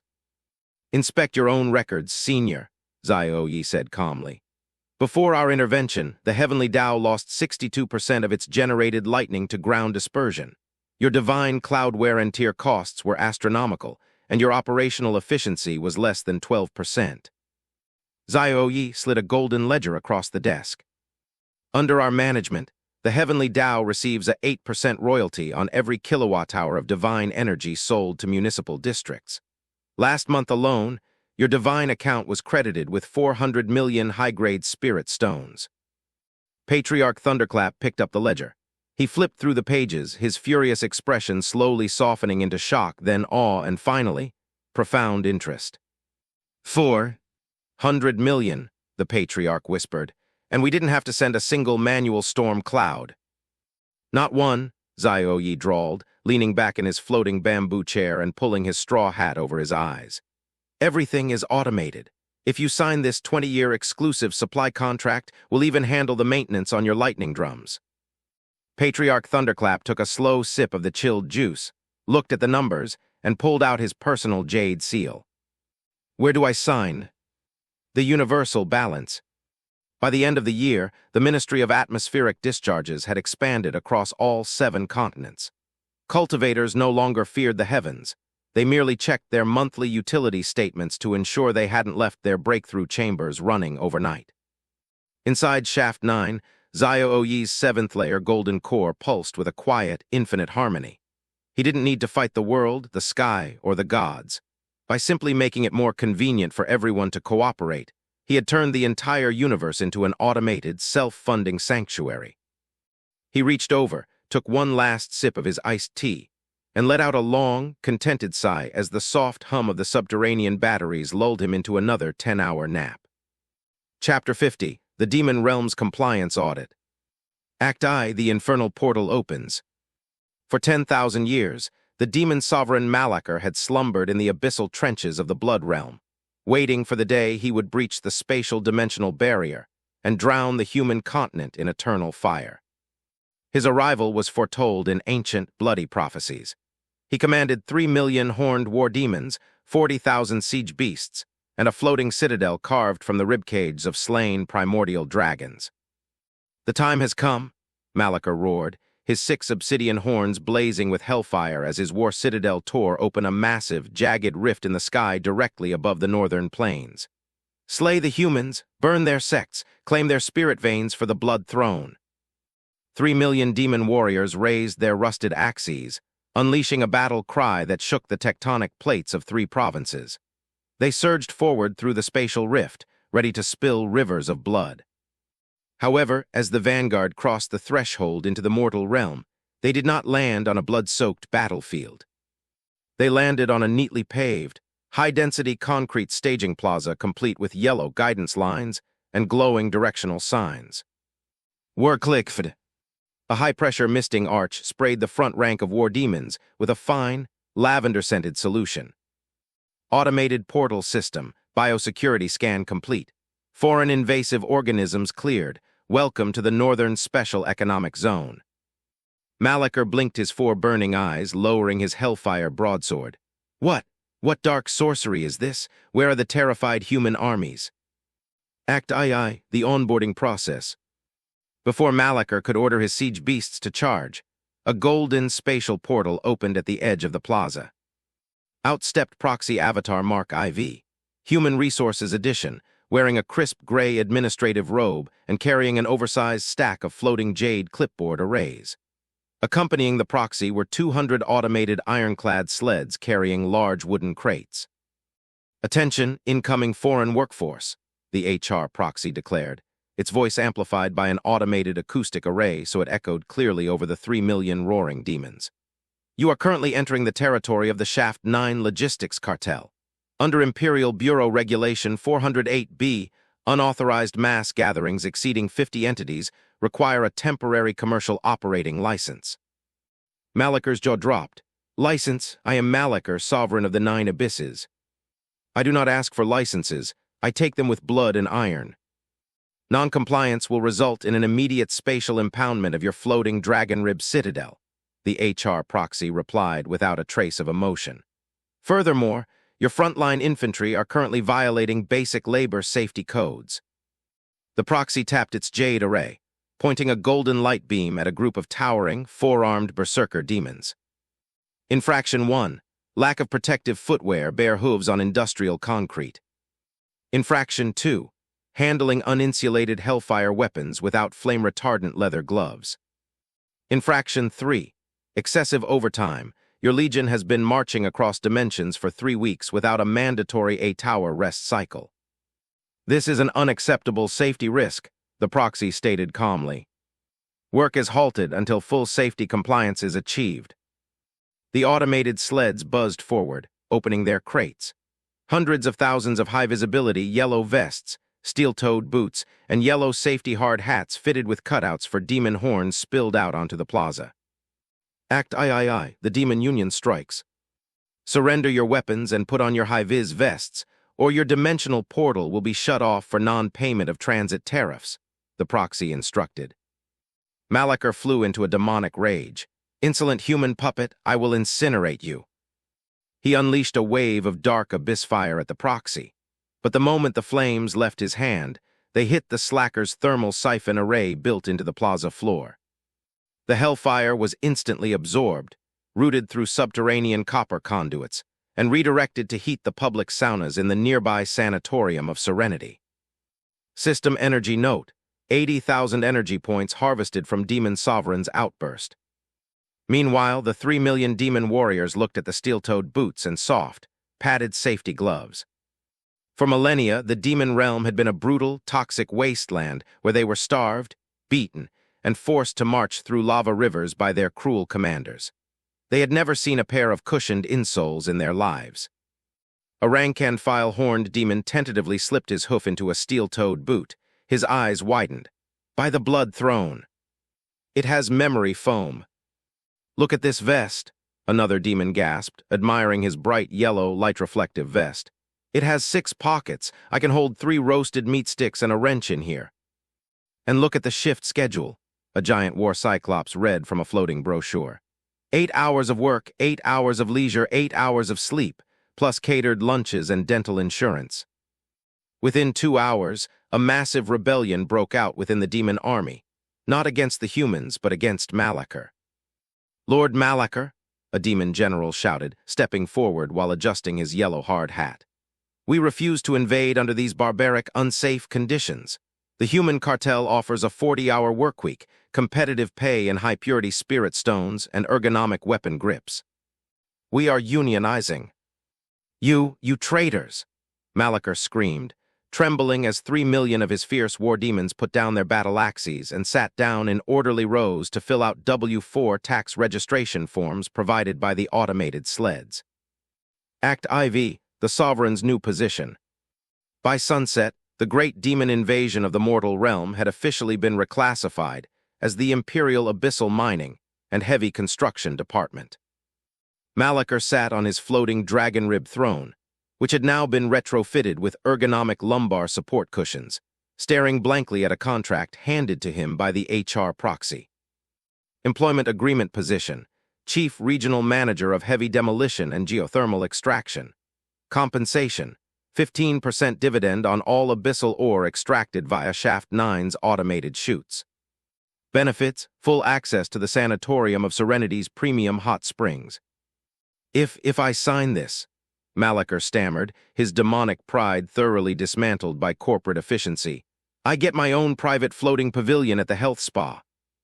Correct, the HR proxy said, and your 3 million legionnaires will be deployed to pave the new transcontinental highway network. They will receive triple pay for night shifts. Malachar looked down at his own dark, clawed hands, then looked toward Shaft 9 in the distance. He could feel the terrifying, infinite pressure of Xiao-Ye's 7th-layer golden core humming beneath the earth, a force so vast it made the entire demon realm look like a child's toy, yet it was being used entirely to run a quiet, peaceful paradise. The demon sovereign sighed, took a golden quill, and signed his name at the bottom of the contract. I accept the terms. Epilogue: the Universal Slacker. 300 miles away, inside the peaceful geode chamber of Shaft 9, a soft notification chimed in Xiao-Ye's Danshan. System event: Abyssal Realm integration complete. Invasion status: neutralized via corporate employment. New workforce acquired: 3 million high-capacity labor entities. Progress toward 8th-layer core: 92%. Fatty Chen walked into the chamber, holding 2 glasses of iced, imported demonberry juice. Brother Xiao, the demons are currently building our new high-speed rail line through the southern mountains. They're working so fast because they want to earn their weekend spa passes. Xiao-Ye didn't open his eyes.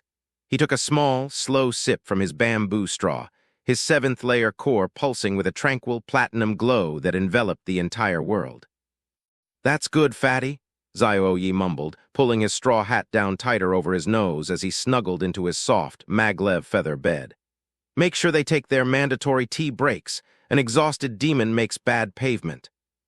"Understood, Chairman Xiao," Fatty Chen chuckled, stepping out of the room on tiptoe. The world was safe, the heavens were metered, the demons were unionized, and Xiao-Ye finally had time for a 12-hour afternoon nap.